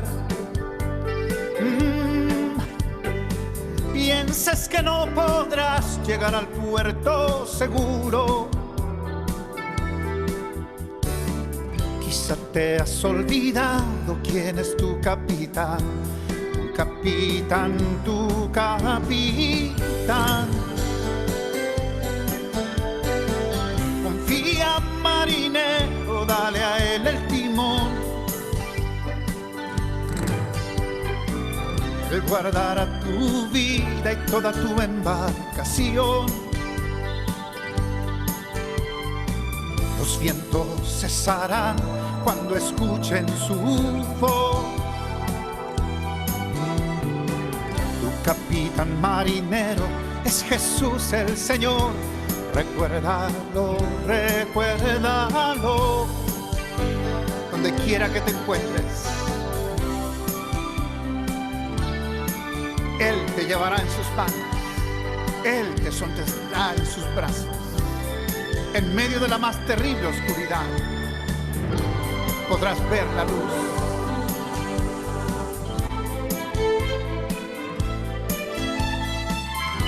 Recuérdalo, recuérdalo.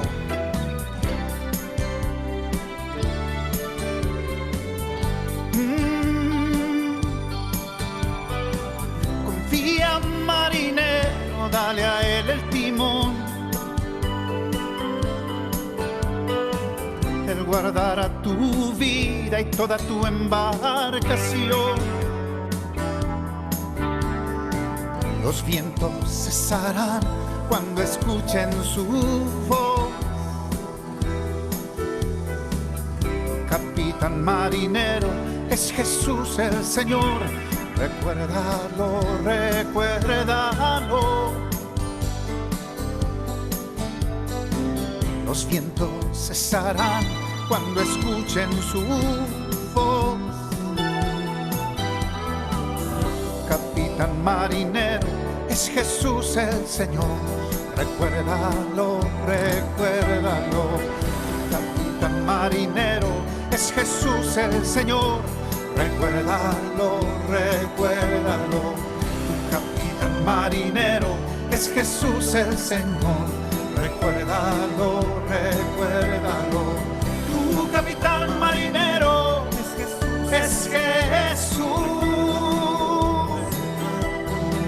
Tu capitán marinero es Jesús. Tu capitán marinero es Jesús. Recuérdalo.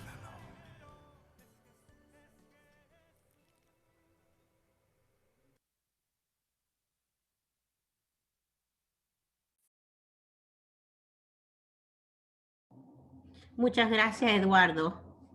We will begin in just a few minutes. We have about 10 minutes left. And then we will come back and we will have Shimin Bolin, and she will be talking about the role of effective boards, digital and performance transformation in this new normal. So tune back in about 10 minutes and you will hear from Shimin, and she is the former VP, Vice President of IBM, and she is a risk and recovery expert.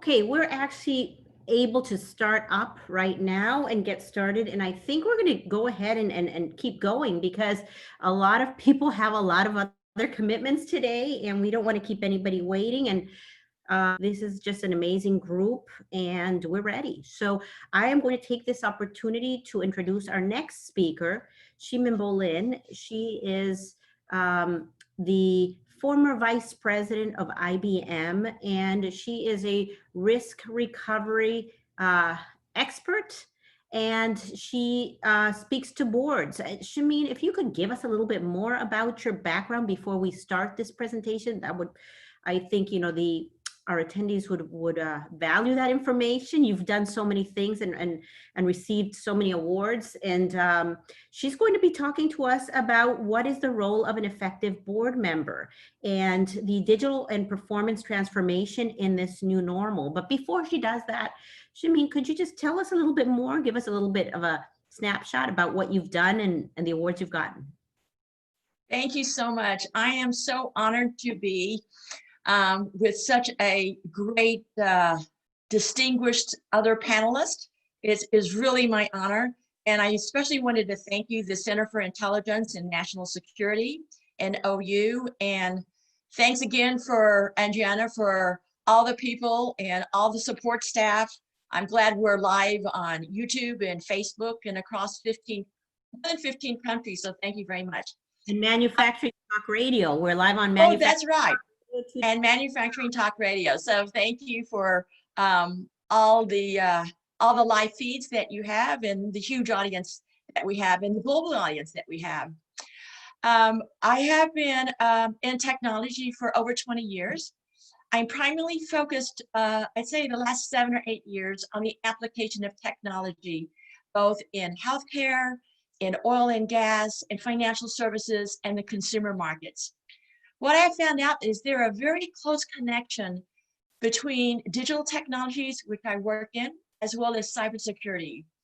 Who knows that after I got my doctorate degree in information systems on the storage information, the big data analytics of information, monetizing data for customer acquisition and for customer loyalty, and the protected information systems that we would be where we are now. So it is truly an honor.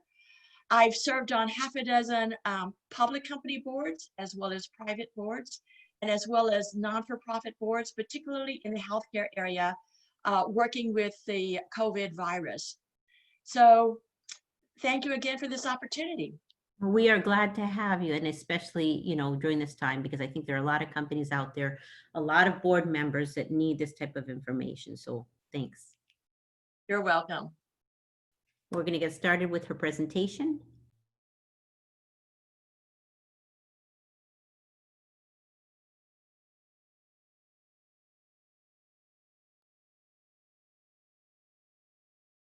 Good afternoon, and welcome. I'm Shimin Bolin, and it's my honor to be your keynote speaker on the important topic, leading during the new normal, the importance of digital transformation and our people. We as board of directors and CEOs continuously encounter costly disruptions, which cause economic loss, natural resource depletion, and unfortunately, deaths. Extreme climate can amass $1 to $4 trillion in economic loss. Then there's mass destruction by weaponry and natural disasters such as the Australian brush fire, which is already surpassing a $68 billion price tag. The American Hospital Association says COVID-19 has already cost over $203 billion. And from March to June alone, over $50 billion in lost monthly revenue. Over 107,000 US deaths due to COVID in the US and 383,000 worldwide. Though tests are free for uninsured, if you test positive and need treatment, you may get a $75,000 bill. And if it insured, out of pocket is $22,000 to $39,000 pending your insurance. U.S. real unemployment has soared to over 21%. So COVID is a major costly crisis on many fronts. The challenge is, how do boards and management lead during crisis and uncertain times while mitigating multiple risks? Risks range from individual health, economic, financial, supply chain risks, to cybersecurity risks, to name a few. And each of us has to assess our own personal risk appetite if and when we go out. Boards and management make risk-based decisions for the employees and shareholders every single day. So COVID-19 serves as a proving ground for great leadership. Every decision impacts the future. Strategies, tactics, and effectiveness and execution test our abilities to turn disruption into opportunities. The best executives lead with confidence in these challenging, uncertain months ahead as we reboot and rebalance. We still have time to recalibrate COVID's trajectory and its impact. But we as business leaders must focus on 3 phases: readiness, recovery, and reimagine. Phase 1, readiness. We must regain our foothold.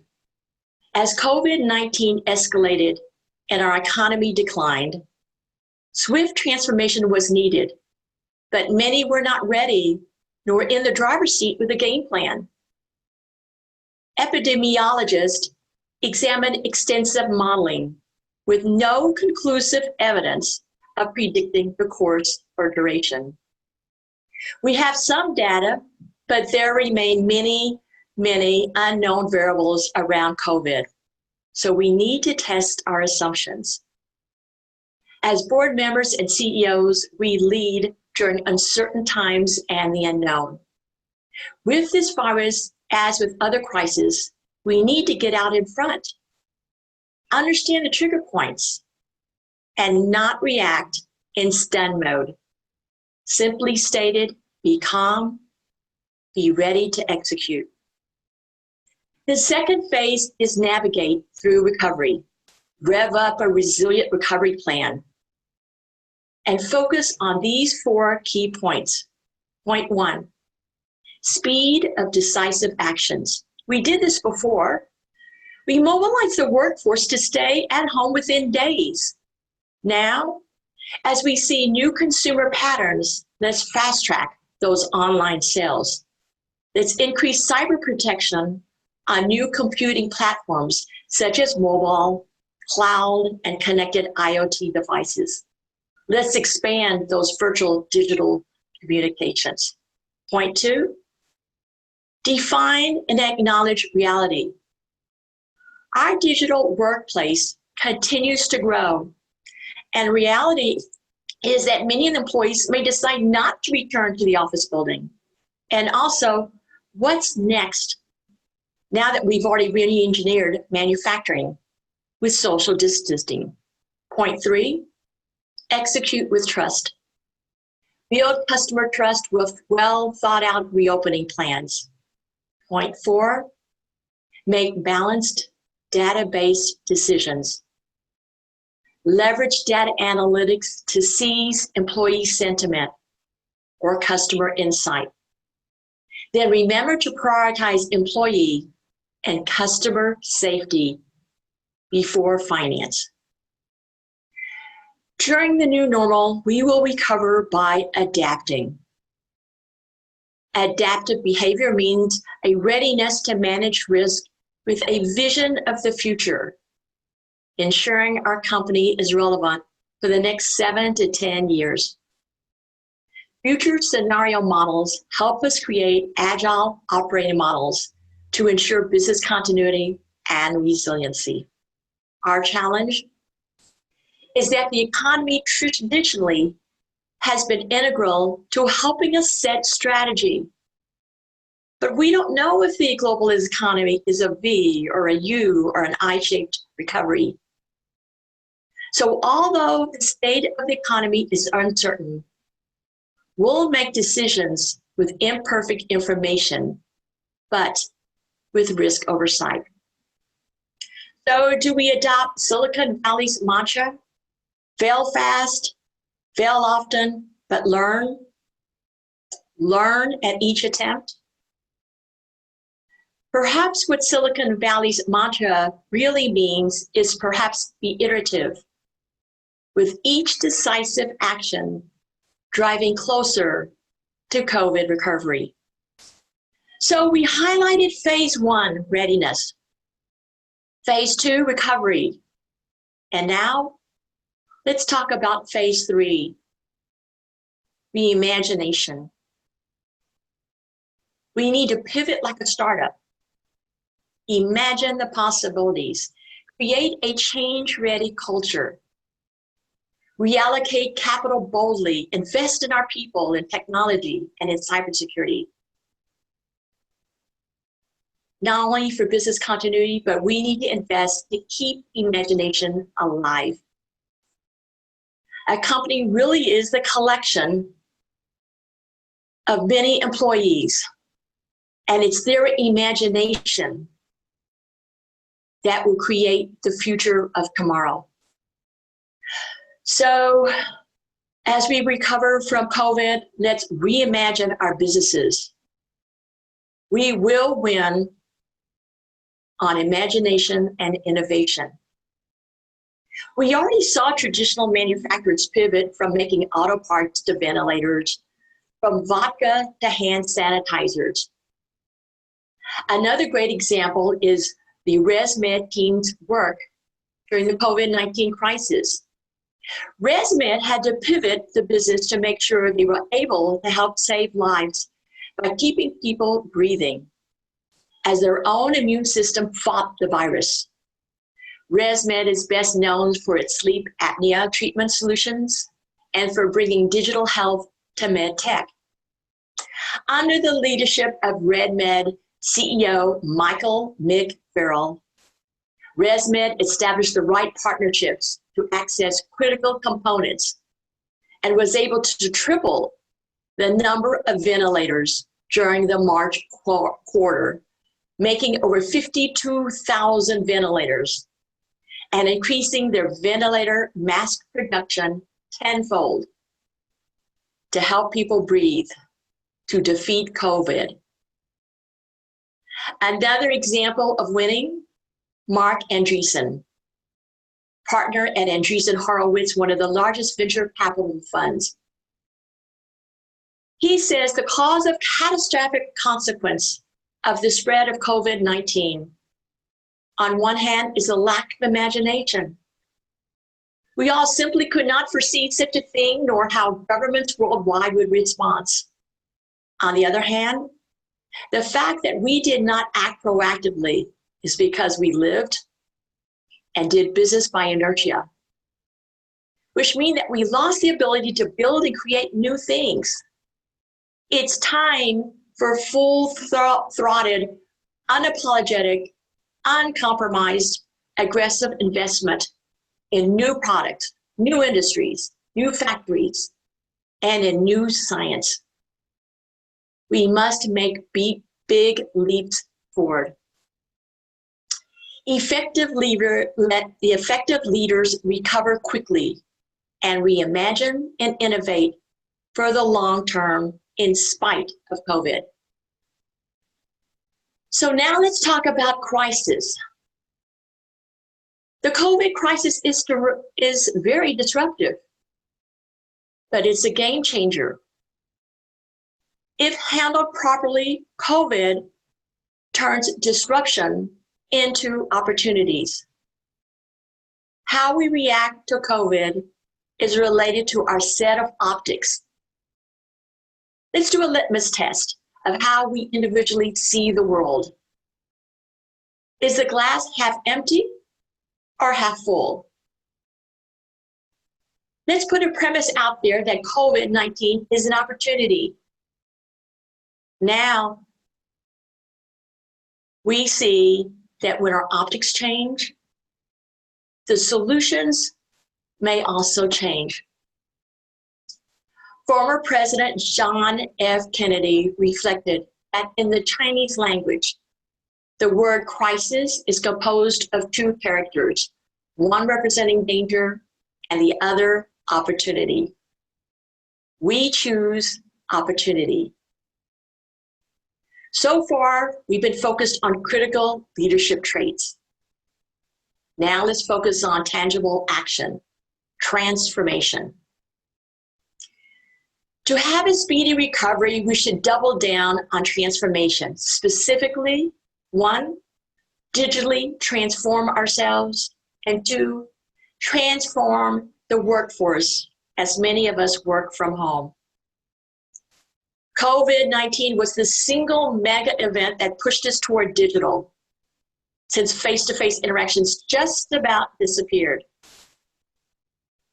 Before digital, there was a lot of thought, and it was believed that maybe digital was a very forward-thinking prerogative. 92% of companies thought that their business models would need to change, but little action. A few months ago, we found out that having a digital enterprise meant survival. After all, it's a digital world. Let's embrace digital technology throughout the enterprise. Grow your digital toolbox so we can automate, have cloud meetings, team collaboration, and connect. Solutions such as Tencent's WeChat, Zoom, Skype, Slack, Alibaba's DingTalk, DocuSign, Cisco's WebEx, to name a few. All of these tools connect us.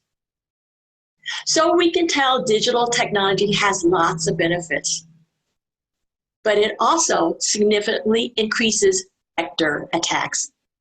More connectivity, more risk. Bad actors will continue to take advantage of crisis, and COVID-19 is no exception. 1 in 3 executives saw increased cyber attacks. No surprise. Between 2019 and 2021, cyber spending will increase by 12%, compounded growth, to about $230 billion.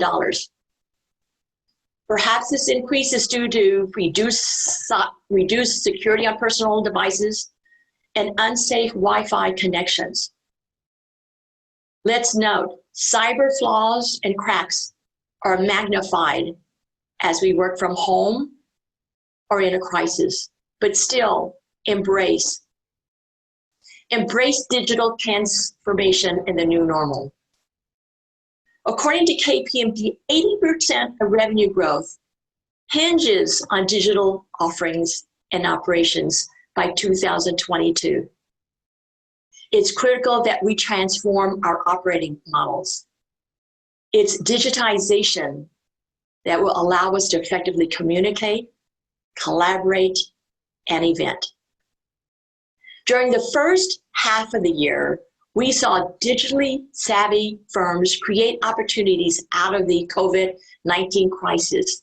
An example, supply chain and workflow. We used data analytics to secure supplies to identify alternate logistic routes.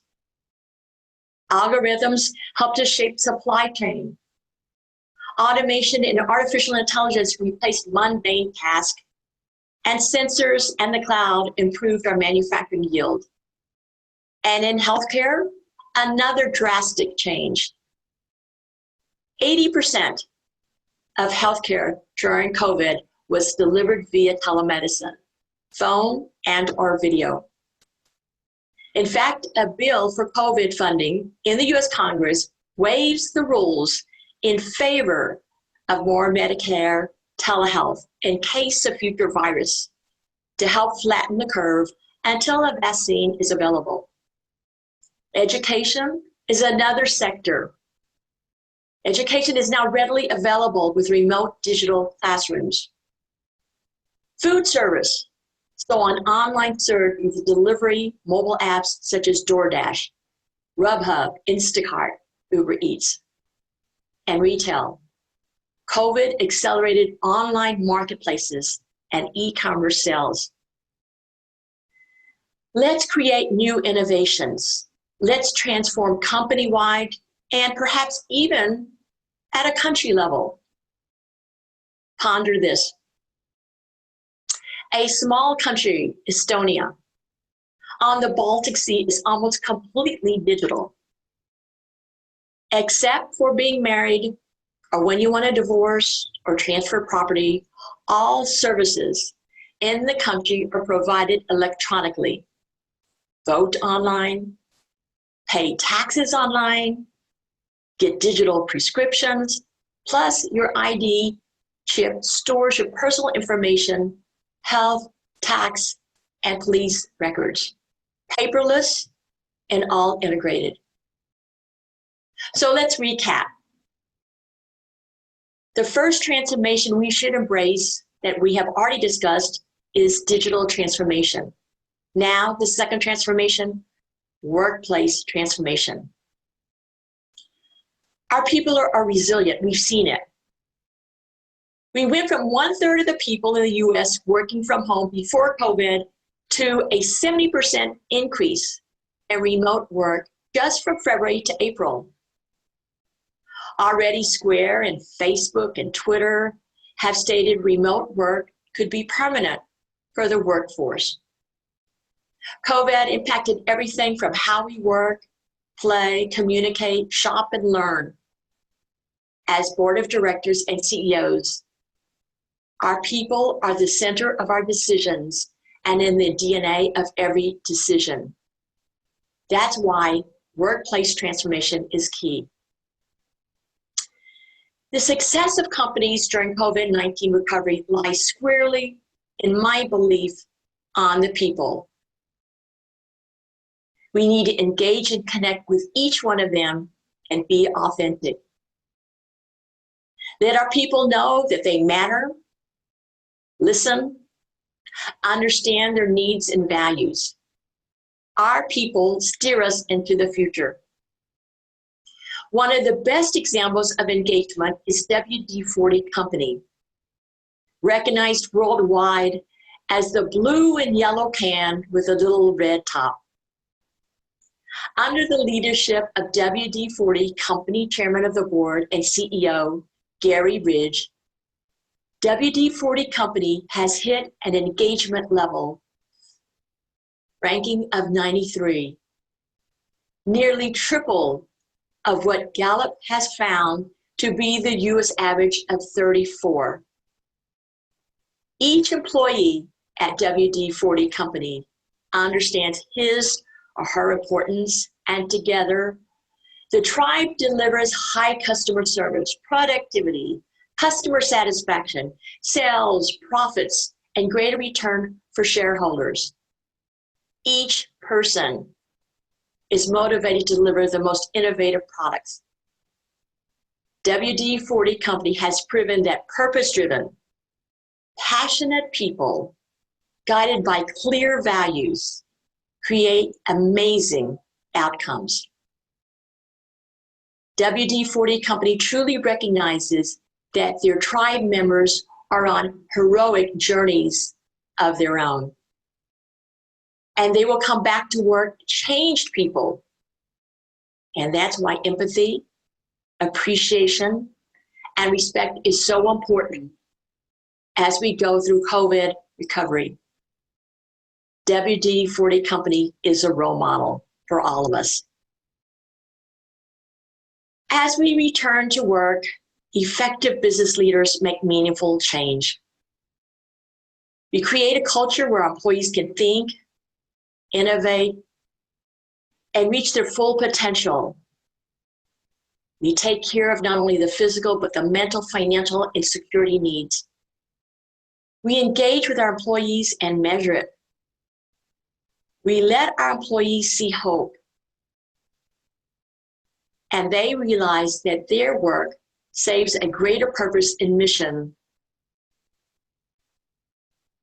now and in the future.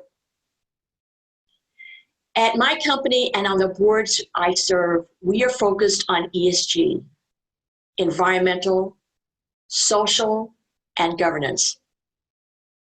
It's ESG that is our set of standards guiding our company's operation. As we get through COVID, we as business leaders are also committed to investing in reskilling and upskilling our people, but also investing in our mutual values for the future. As we rewire our digital and cybersecurity systems, we will strengthen our rewired relationships with our people. Effective leaders, be it board of directors or CEOs, remain human in a technology-driven world. In closing, to thrive in the future, we as board of directors and CEOs see the COVID disruption as an opportunity to lead transformation. As we open up, embrace digital technology and workforce transformation. Take care of people, our foundation. I'm looking forward to shaking your hand on the other side of the COVID curve. Thank you very much.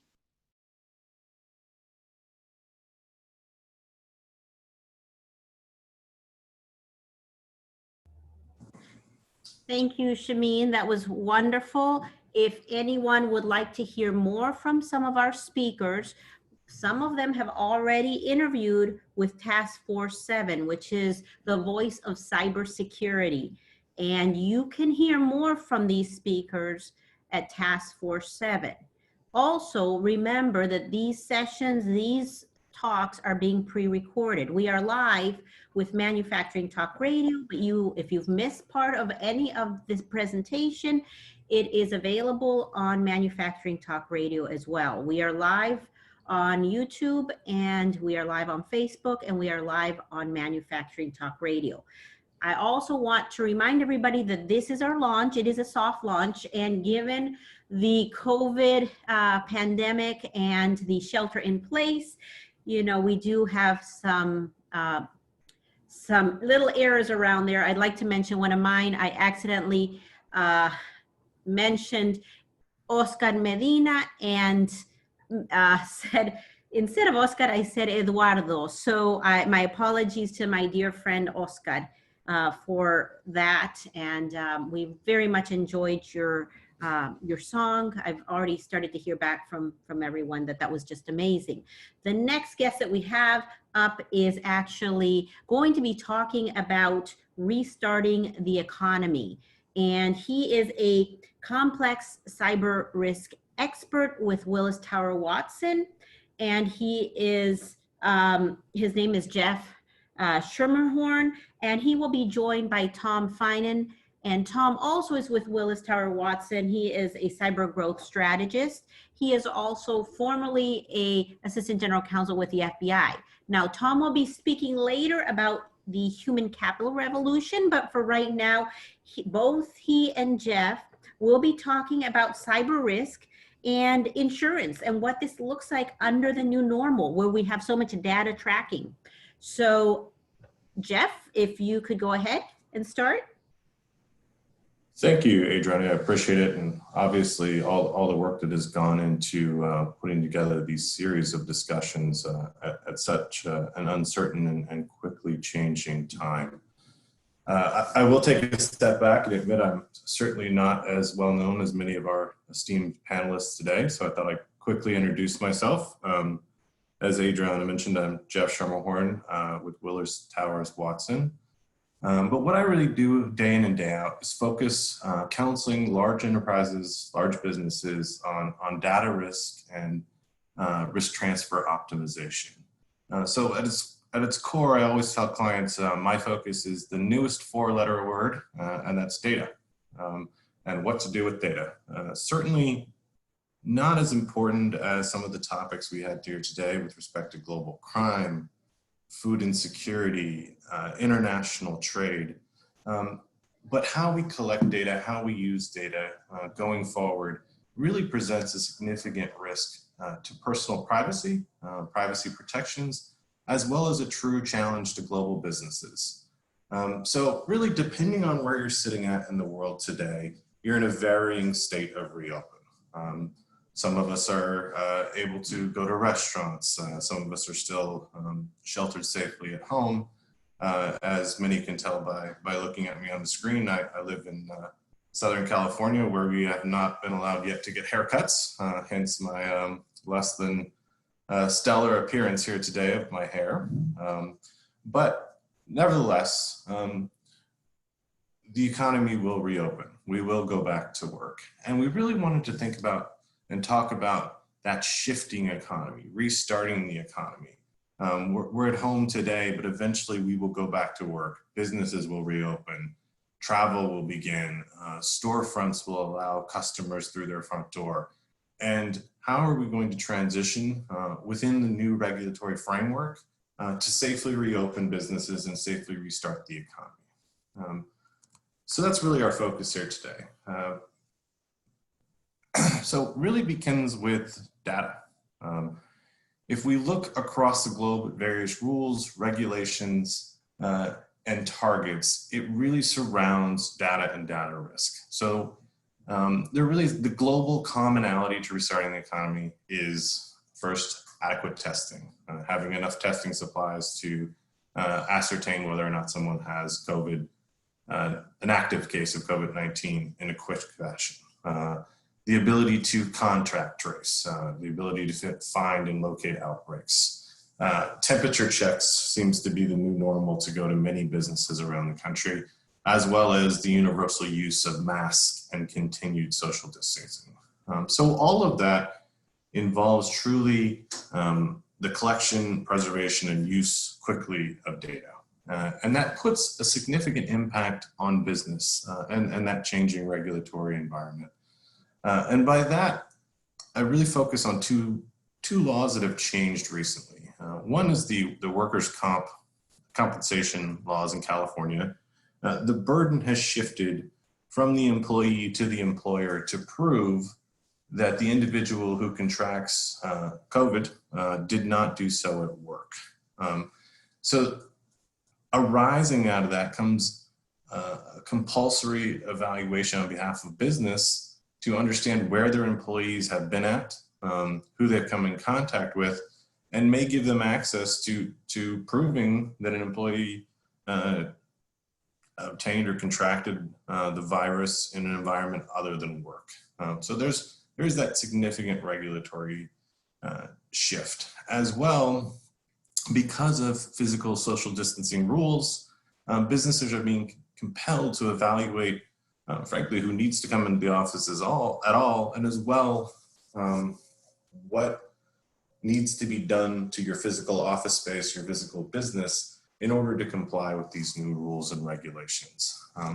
So underpinning that is really data. And what do we do naturally when we talk about data is try to come up with new software, new apps, technology, to help focus and collect that data. So quickly after the COVID-19 crisis hit the United States, Google and Apple, two of the world's largest corporations, made an unprecedented step and decided to collaborate together to create and release a contact tracing app, which, in their opinion, will help identify outbreaks and quarantine those individuals impacted.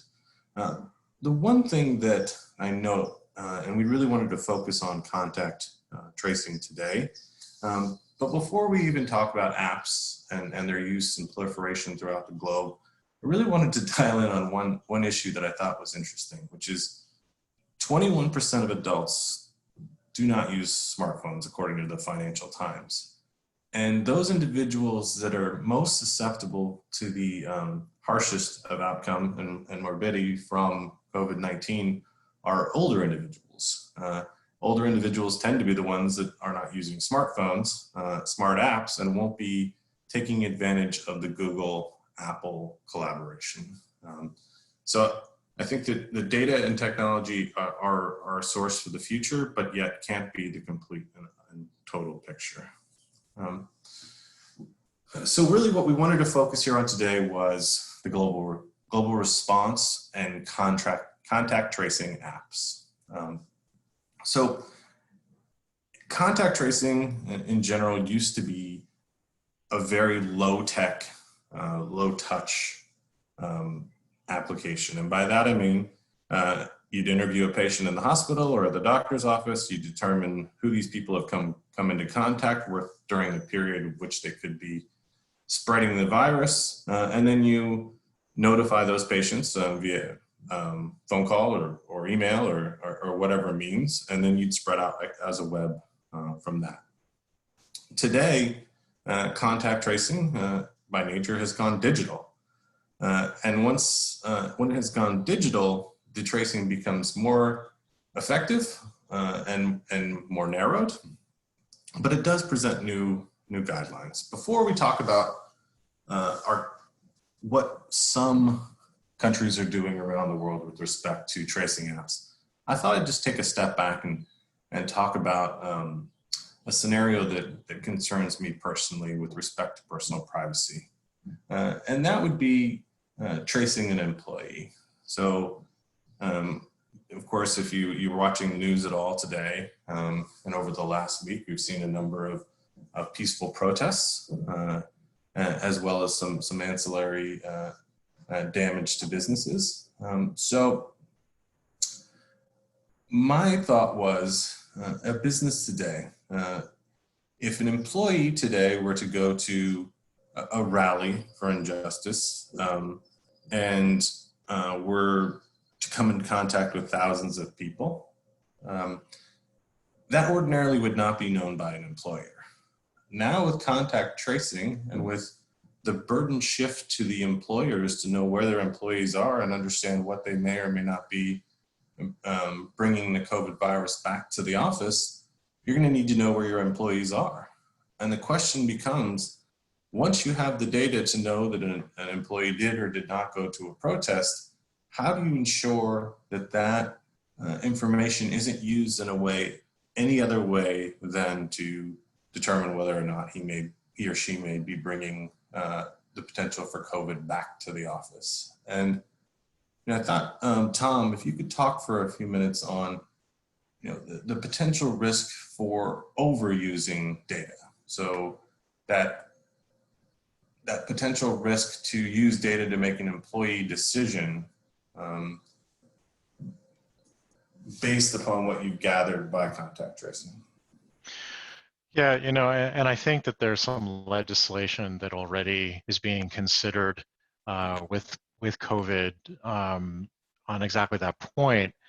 And what we've seen throughout our history, I think, is lots of well-meaning efforts at obtaining data for example, law enforcement purposes that are appropriate, or preventing a pandemic, or tracking information that will help make better business management decisions.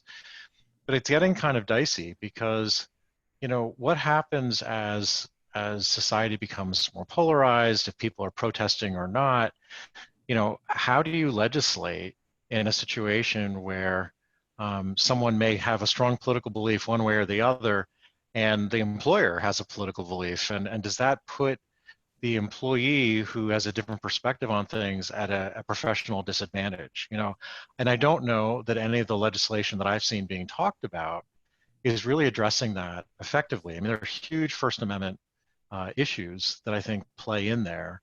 But then, I think the idea of contact tracing and, being able to rapidly, gather and develop tremendous amounts of data that can be analyzed, obviously it has a beneficial purpose if it's done right. I'm wondering though, if there wouldn't be a market for this data beyond, epidemiologists and other health professionals.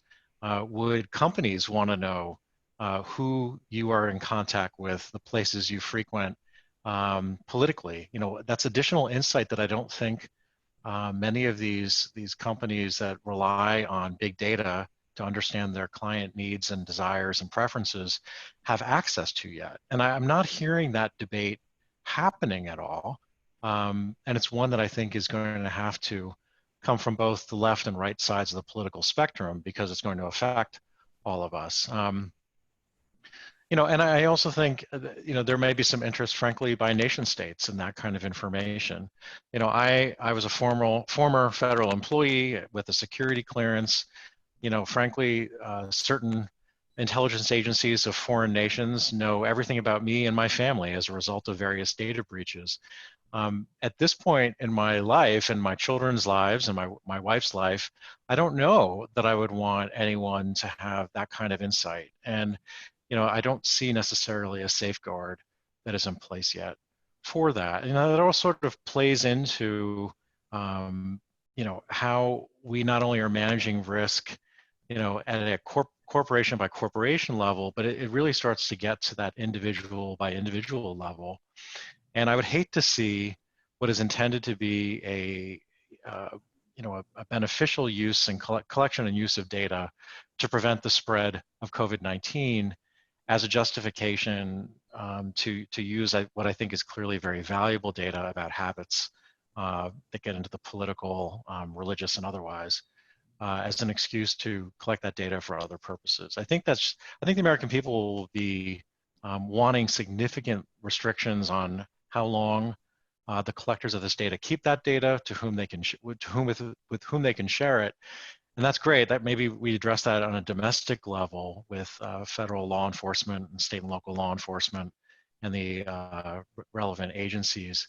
But my real concern is what happens with the folks overseas, who are, successfully hacking into some of the collectors of these data stores and using it for their own purposes. And it's a debate I think that needs to happen. It is a personal risk issue. And I think it's going to affect how people behave and interact long after COVID-19 leaves. I don't think this is the last pandemic we're going to see. So it's a debate that I think should be beginning now. Privacy is very important to the American people, as is security and safety, because of the coronavirus. We're very focused on those, unfortunately, sometimes competing issues. I just think it's important that we start having that discussion and start, having, I think, a healthy debate about where does public security and public safety trump, personal privacy and individual liberty. And, this is an issue that's played out time and time again in our history. This is just yet another iteration, but I think it's one that we need to get some answers to very quickly, because to your point, Jeff, with the advent of apps and we're truly an interconnected society in ways that we never have been before, the potential for abuse takes on a different meaning, because that abuse can happen more quickly and frankly on a larger scale. Yeah, absolutely, Tom. I mean, when we take a step back looking at the national guidelines from a global business perspective, I am concerned that a large corporation with tentacles around the globe will quickly fall into the trap of trying to create a single global framework for collecting data and using employee data. But that flies in the face of certain guidelines within countries. So, one concern I have about the misuse of data would be if, for example, in a large manufacturing environment, a client wanted to study temperature as a function of productivity. So if we take Tom Feinen's temperature every day when he walks into the manufacturing plant, and we determine when he's at 98.6, his productivity is X, but when he's at 100 or 99.2, whatever the factor would be, his productivity drops to 80%. And that data could be extraordinarily helpful to clients on a much larger scale, but the concern is that's a massive invasion of Tom Finan's privacy. And so, really effectively outlining what you're going to use the data for, I believe is key. But from a business perspective, just even taking a step back beyond the misuse of data, I have gathered a couple of guidelines around the globe. So the European Union set guidelines for the interoperability of tracing apps. However, many nation states within the EU, Ireland has their own national app, UK has their own national app, and they are different. They're supposed to connect and talk, but as we all know, software is buggy from the beginning, and certainly there can be some issues with interoperability and crossing of apps. As well, Japan released their own national tracing app. I'll skip the disaster that is the US, but Russia has a state-controlled app with monitoring and compulsory check-in. So as I understand it, if you're being forced to quarantine at home, you'll need to take pictures on a daily basis from your phone to prove that you are actually at home and staying there. Obviously, it's massive data collection. And in Qatar, it's required that you install the tracing app with the potential for a fine if you don't install the app. And then when you get to the United States, it is right now a state-by-state app. So California has developed a tracing app, and many other states will. The issue with all of this is, what do you do with an employee that hits many countries at once? So for example, if you're a consulting operation, as Willis Towers Watson is, and you have myself, who in ordinary times would be in several states and frankly several countries in a given month, how do you ensure that me as an employee are complying with local laws in terms of contact tracing? As well, how do you ensure that you're protecting my privacy because you've sent me to some of these foreign jurisdictions? So really that intersection of the two is creating new risk for business. And I think that from a business perspective, they need more answers, of course, up front with what you can and can't do with apps. But the unfortunate thing is, unlike certain other data laws, it can't simply be one size fits all. The businesses are going to need to address the concerns of each nation state. And Tom, I know you've done some research into employee engagement, employee conduct, and how would you advise businesses in terms of discussing this with their employees?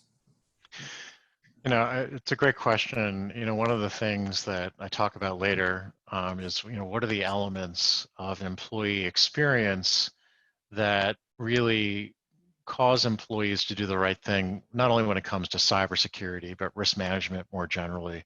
I think the key element, if there's going to be a contact tracing effort by a company, I think the first and foremost thing that they want to protect the business and remain a going concern.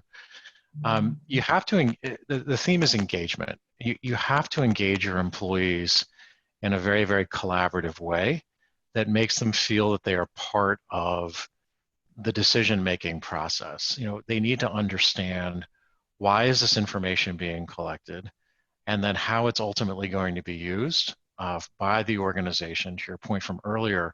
But then I think that corporations have to take another step.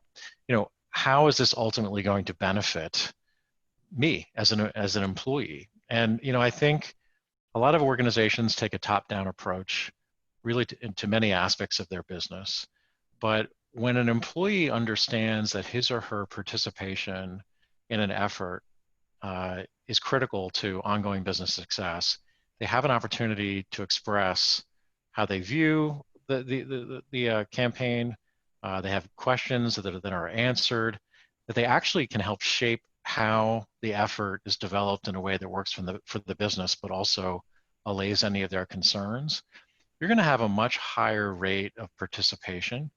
And frankly, you're also going to get employees that are much more deeply engaged and are thinking, this is an organization, I'm working for a company that is truly concerned about my view about a broader societal issue. They're hearing me out. I'm learning as part of the process. Those kinds of ingredients actually do contribute to greater employee retention. If you are effectively making your employees part of your process. There's a lot of confusion and fear out there about COVID-19. People are very concerned about their jobs, and rightly so. Folks want to know when it's going to end. What does this mean for how I do work in the future? And I think many organizations around the country and the world are doing a good job of sort of communicating expectations, but they're also being very plain and honest about the fact that they're learning as they go. And I think having that kind of humility, but also bringing employees into the conversation, is ultimately the way to get it done right. Some of the best ideas in any company come from the employees that are on the front lines. As we do our cybersecurity insurance work, our cyber risk consulting, very often you have well-meaning senior executives who understand that there's a risk that needs to be addressed, and they want a solution, and they're not technical people. They don't understand cyber risk overly well, and it's somewhat intimidating for them, but they know they need a fix. What I've seen, both at Willis Towers Watson and frankly in government service, is that if you go to the women and men on the front lines within an organization and ask them what they think, or what are you seeing, or what would motivate you, that is a rich set of information that once you leverage it and tap into it and bring it in as part of your process, you get buy-in at really every level of the organization. So when it comes to COVID-19 and contact tracing, it's going to be controversial for the reasons we've been talking about. But I think if an organization can make it understandable through appropriate and not just once and done engagement, like a constant dialogue, early efforts that may have a few missteps here and there can be fixed and actually can contribute to, I think, an environment where people not only want to work, but where they actually want to stay because they feel that they're part of, a family, a collaborative effort. And I think that is a model, whether it's cybersecurity, pandemic, or other peril, that if you've got that kind of cultural buy-in at different levels, you're going to have much better results in terms of people doing the right thing. And frankly, when the wrong thing is happening, bringing it to the attention of senior executives so there can be course corrections. Tom, and it's funny, you mentioned snafus. I had my own snafu with the presentation. I did not click to the next slide, which, really, it's obviously a very uncertain time. Governments are quickly responding, doing their best. Technology firms are putting out apps and doing their part to try to assist in contact tracing. But at a business, I really wanted to focus on what can you do from a business perspective now to attempt to help mitigate that risk and work with that data. So just taking a step back, I really look at addressing these issues as not a general counsel's office decision, frankly, not even a CEO's office decision. It really is the collaboration of your legal department, your finance department, risk, as well as even physical and operations. So, the one issue that was brought to my attention was a CEO had a great idea that we needed to keep everyone 6 feet apart within a certain manufacturing environment, and put out that edict. And then it came back from the operations team that that actually was a grave danger to people to be 6 feet apart within the working environment, because there were safety protocols that if someone got too close to a machine, they would be stopped. So it really is that fundamental change. And I thought what I would do is, break this really into 4 buckets. What can we do from an employee perspective? What can we do from a customer perspective? And then how does that feed into data and cyber insurance? So really from an employee perspective, obviously complying with state and local laws is key and paramount to responding to the crisis. But we really recommend looking at your employment agreements. Have you provided notice that you're going to be tracing or screening in some way? Have you had your employees agree to that fact? Has it been fully disclosed what you plan to do with that data? And along with that, examine your time off and sick leave procedures. It's a good way to get sued by not providing an employee time off when they have the COVID, paid time off when they have a COVID crisis, because wouldn't that be a great way for an employment lawyer to argue that you've created an unsafe environment because people aren't getting paid when they don't come to work, and therefore looking for additional ways to claim the company has gone wrong. So certainly evaluating sick leave procedures, and then also evaluate the physical layout of your business or your office. But keep in mind that employees will be employees. And by that, I mean, if you take away all of the chairs in the kitchen that people generally sit at to have their lunch, well, people will probably migrate outside and wind up sitting in a closer circle together. So keeping in mind the physical layout, social distancing is extraordinarily important, but recognizing that employees will be employees. Hey, Jeff, if I could just add one point. I think you're exactly right. I mean, the legal teams, the CEO, the CFO need to be collaborating with the chief risk officer and the CISO. The one person that I think is often missing from that team is the HR leader. These are not men and women who typically see themselves as risk managers, certainly not cybersecurity people.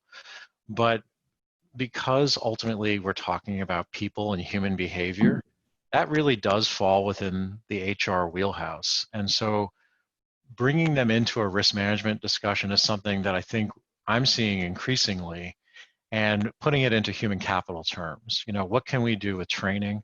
How do we revise communication strategies? What sort of rewards and incentives programs should we be developing that ultimately change behavior? So all the things you have listed here, I completely agree with.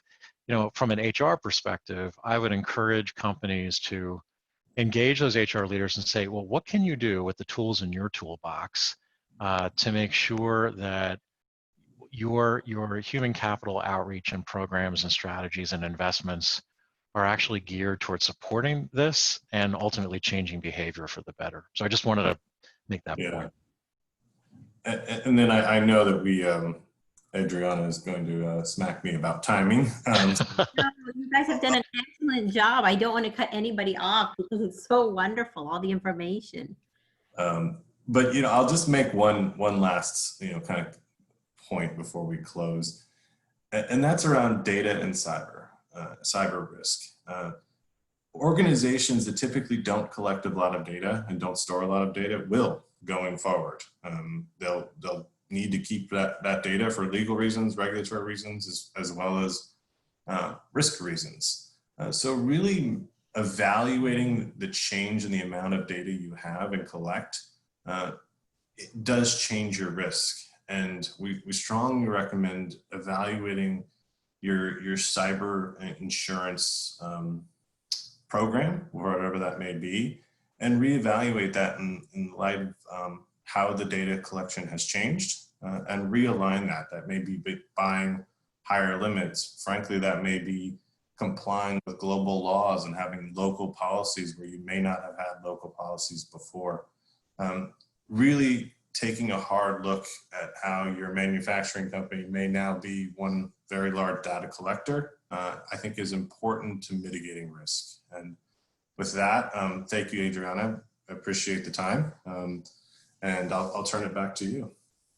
Great, thank you. Thanks, Jeff. Thanks, Tom. We're going to hear more from Tom about human capital revolution and what this actually means later in this program. And, you know, the points that they brought up are are significant points, and risk is something that we deal with, and insurance is a way of protecting us against some of those risks.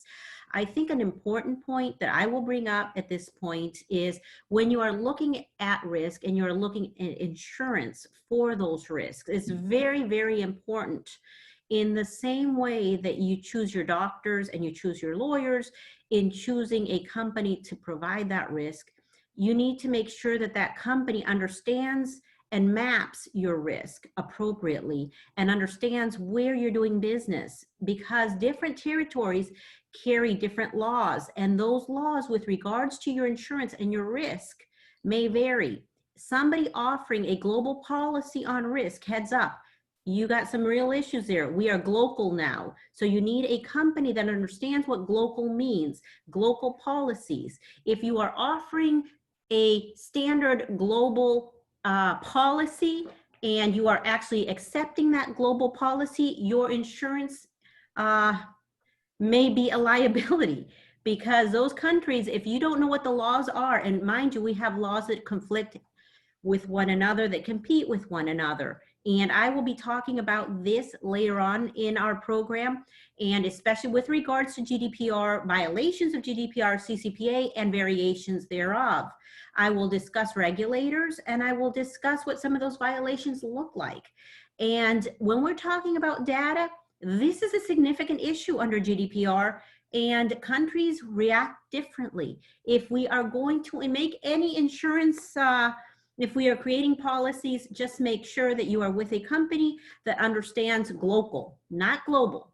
And one last point that I'd like to raise before we go on to our next speaker is another issue that they brought up, which was very important. We will create, companies will create, boards will create, executives will create rules and standards to try to deal with what's going on. Sometimes they'll work, sometimes they won't. If we create a situation where we believe we have social distancing, what will the outcome be? Will it be exactly what we want, or will it be something else?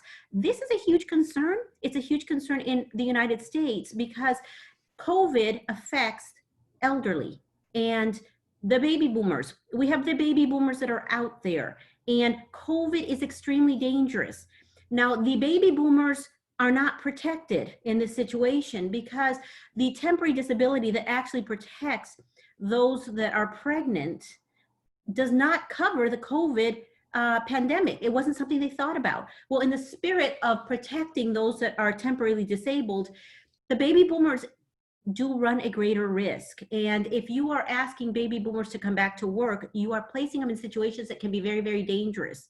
So I ask those employers that are considering what they're doing, have to keep in mind that maybe what they're asking for may place these individuals in danger. And just because you think you have the right structure in place, the risk that you're taking is a risk on people's lives. And what you think you have created to keep them safe actually may not be that safe. I talk about this, and one of the areas that really concerns me is with regards to academic institutions. And I am not talking about OU, I am talking about all the universities that are out there and are right now considering what to do. These students went home, they have sheltered in place, professors have learned how to work remotely, how to teach remotely. I understand that there are many class actions out there because parents are upset that they are paying tuitions and that their students are not getting the same education as they would face-to-face. This has put tremendous pressure on professors and on universities to bring those professors and those students back. If we bring them back, keep in mind that some of those professors are baby boomers. And just because you think you are social distancing by putting desks, separate desks in the space, these students will work together. They will collaborate. They're younger. They will have lunches together, and those professors may not be protected, and you are putting basically them at risk.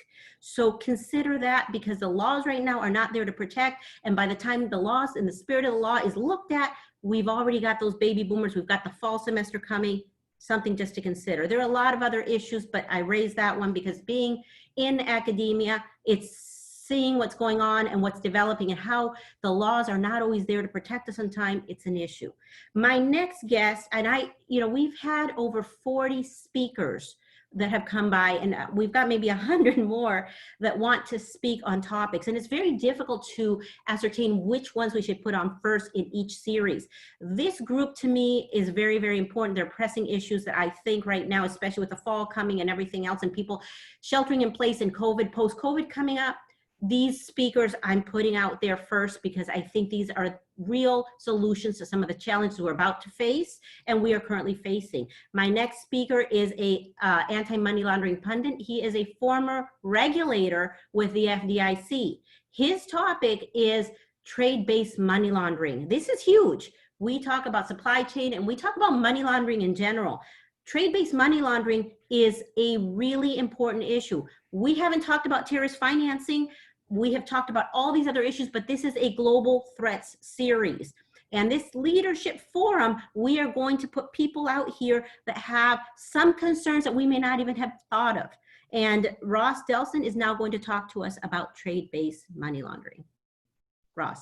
Thanks very much, Adriana. Thank you for inviting me. Thank you to the Price College of Business. I love the name Price College of Business because, of course, business is all about price, and to University of Oklahoma. So trade-based money laundering in a pandemic. 3 elements: money laundering, trade-based, pandemic. We'll talk about each one. And we'll start with Trevor Noah's book, Born a Crime, about his childhood in South Africa, autobiography, outstanding book. What the heck does that have to do with our topic today? Because money laundering is always born out of a crime. It is always criminal proceeds. Money laundering of your paycheck is not money laundering. There's no such thing. It has to be starting with an illegal act called a predicate crime, in the US specified unlawful activity. So start with illicit activity and then you got to do something with it. Well, what you have to do with it is you have to hide it, conceal it, disguise it, transfer it, move it, give it to your mother, your sister, your wife, your husband, maybe even your brother-in-law who might be watching me today, my only brother-in-law, and therefore I call him my favorite brother-in-law. And you give it to your brother-in-law because he has a different last name than you do, particularly if you're a corrupt politician. That's all money laundering. So there are 3 types.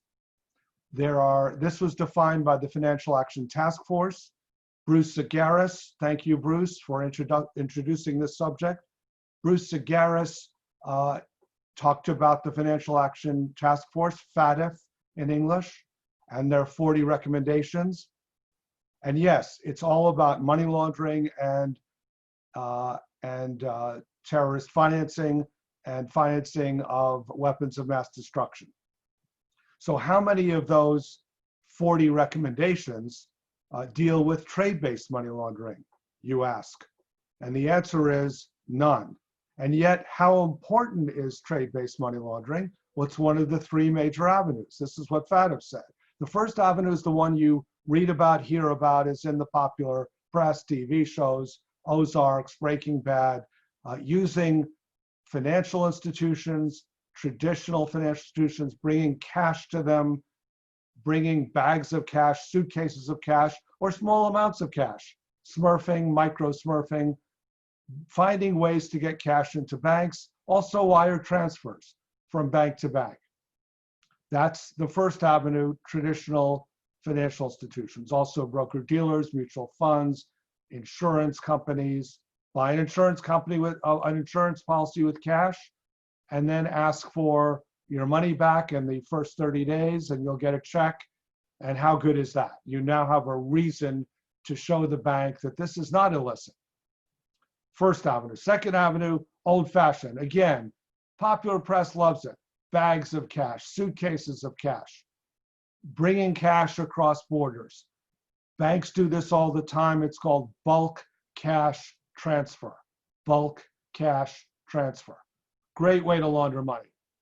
Old-fashioned, yes, you can discover it with dogs, but there's so much pre-pandemic, so much international trade, so many people traveling, couldn't check all their suitcases. A little more difficult now in terms of suitcases, Not so much with international trade. Can't check all those containers. A single container ship can carry 20,000 containers. A single ship. Huge numbers. Nobody can check them all.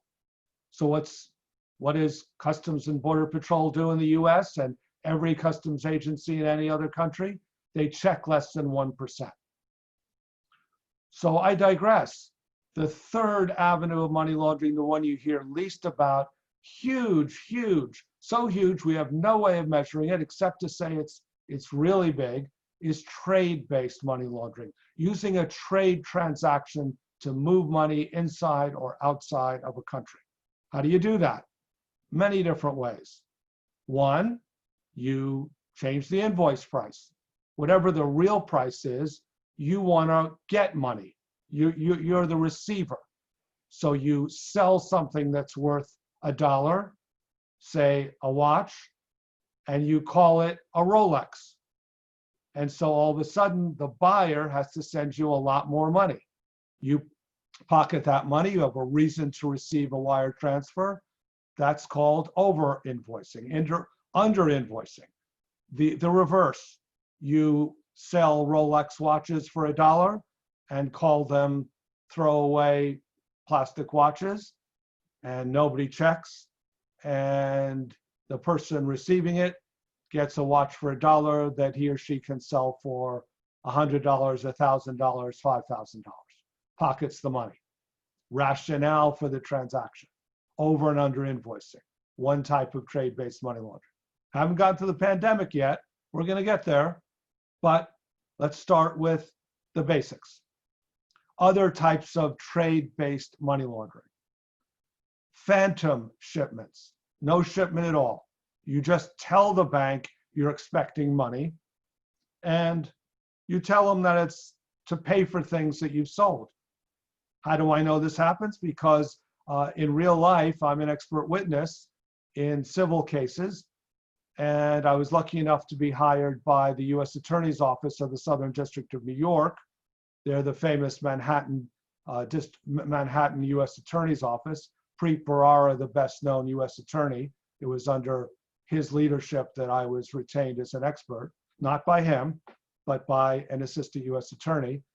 And after I met with them a few times in their fortress in Manhattan, and I mean that literally, fortress, surrounded by 3 layers of security, outer layer, guy with a machine gun patrolling the grounds, second layer, a separate entrance, separate from the building itself, staffed by ex-police officers who are very polite. They take your phone and you say to them, when do I get that back? I need my phone. They say, sorry, you can't bring your phone upstairs. And then they x-ray your luggage and pat you down and you go through airport type security, except for the phone. I really want my phone back. So then you enter by walking a long walkway, and eventually you get to the building. So that means if you penetrate to that outer layer, all you can do is blow up or kill a few people who have nothing to do with the U.S. Attorney's Office, and you're nowhere near it. So you walk for a while and you get to the building and you're confronted with a lobby that has plexiglass with protecting the people inside. And they're not retired cops. In fact, they're not retired. In fact, when I got inside finally, because an AUSA, an assistant U.S. attorney, had to come down and pick me up, I discovered that the guys, they were all men who staffed the inner layer of security, were sharpshooters. They weren't just marksmen. They weren't just regular old people carrying guns. I discovered this when I went to the men's room from an office on the first floor, and I was stopped by one of these guys. And he said, excuse me, could you tell me, very polite, would you mind telling me where you're going? Because I was heading toward the elevators, and I said, to the men's room. He said, oh, okay, and then watched me to make sure I didn't get in an elevator. I later told the AUSAs I was working with that even though we were on the same side, they scared the heck out of me. I could not imagine what they do to the other side. Scary in the sense of scary good. So trade-based money laundering. Phantom never existed. There was no trade transaction. There was simply a SWIFT message, that is, the messaging that banks use in international transactions to talk to each other, a SWIFT message that said this was a trade transaction. Why do that? Because that way the receiving bank won't ask any questions. Why are you getting all this money? Oh, it's a trade transaction. End of story. Nobody asks. Nobody says things like, I didn't know you sold toilets or electronics. And this is a funny collection of stuff, by the way. It's all kinds of different stuff. If you sell things, you actually sell this disparate group of products. So of course there were no products. The invoice numbers were made up. Or you can go to the next level, which is it's a phantom transaction, but you actually falsify all of the papers. Typically there's an invoice, a bill of lading to show that the goods are put on a ship. You might have a supplier's certificate to show where the goods came from, an insurance certificate, a warehouse bill of lading to show that, a warehouse receipt to show that the products are in a warehouse. All of that can be falsified. And then there is falsifying based on quality. You say that you're shipping jumbo shrimp fresh, but they're actually frozen, the really little guys, the ones that, you know, you stuff your mouth with and you're still hungry. There are many grades of shrimp, so many grades of shrimp that I tried to find out one day how many grades of shrimp there were, and I gave up. Frozen, fresh, big, little, small, in between. Different countries, different prices, all different prices. So then you have quantity, you have quality, you have false invoicing. Any way you can dream up to falsify a transaction, somebody's done it in a trade-based money laundering transaction. I can't think of them all, neither can you. The crooks are always ahead of us. I used to worry about these kinds of conferences, like the bad guys will learn stuff. No, then I learned more about the bad guys. They're way ahead of us. The stuff they do, amazing. You'd never think of it. I can't believe that. They did that, people bought that. Bernie Madoff, for years, sold investments that gave an above market return and people went along with that. Heck, he was lionized. Nobody said, you're the only one in the whole world who can do this. How do you do it? No bank said, I don't see any investments. There weren't any. So that sort of fraud combined with trade, very, very effective. So that's trade-based money laundering. And it happens all the time. We can't check it. It takes 2 customs agents up to 2 days to check a single container. Remember, I told you earlier, those container ships have up to 20,000 containers. So 2 customs agents, they're not going to open up a container, take everything out. So what happens when they do? How do they know that that computer is the most cutting edge computer around with the fastest chip possible and the huge amounts of RAM and the hard drive that's terabytes? They don't know. Could be that, could be the opposite. Could be old stuff inside that just been recycled with a new outer shell. Or it could be just something that looks like a computer and inside is stuffed cocaine or heroin or who knows, chloroquine. Could be anything. We'll get to chloroquine in a few minutes. So trade-based money laundering, very, very effective. But one way to catch money launderers, not the only way, one way to catch money launderers is to look at the price of the product. Is the price they're showing real? Does it look real? Or is it an outlier on a bell curve? Don't ask me anything about statistics. Ask those 2 guys who just spoke. I couldn't tell you what a bell curve was and what it represented. All I know is if you're at one end or the other and not in the middle, you're an outlier. And that's true with prices. So why does that matter in a pandemic? Because prices are gyrating. They're all over the place. Price of oil was negative at one point. Crude oil, negative. That hasn't happened, at least as far as I know, in my lifetime, and I'm old. Bruce Zagaris is older, but I'm old. Thank you, Bruce, for making sure that I spoke at this conference, and Adriana Sanford for accepting Bruce's recommendation. So that doesn't happen very often. We heard earlier about food security. Yeah, prices of foodstuffs gyrating.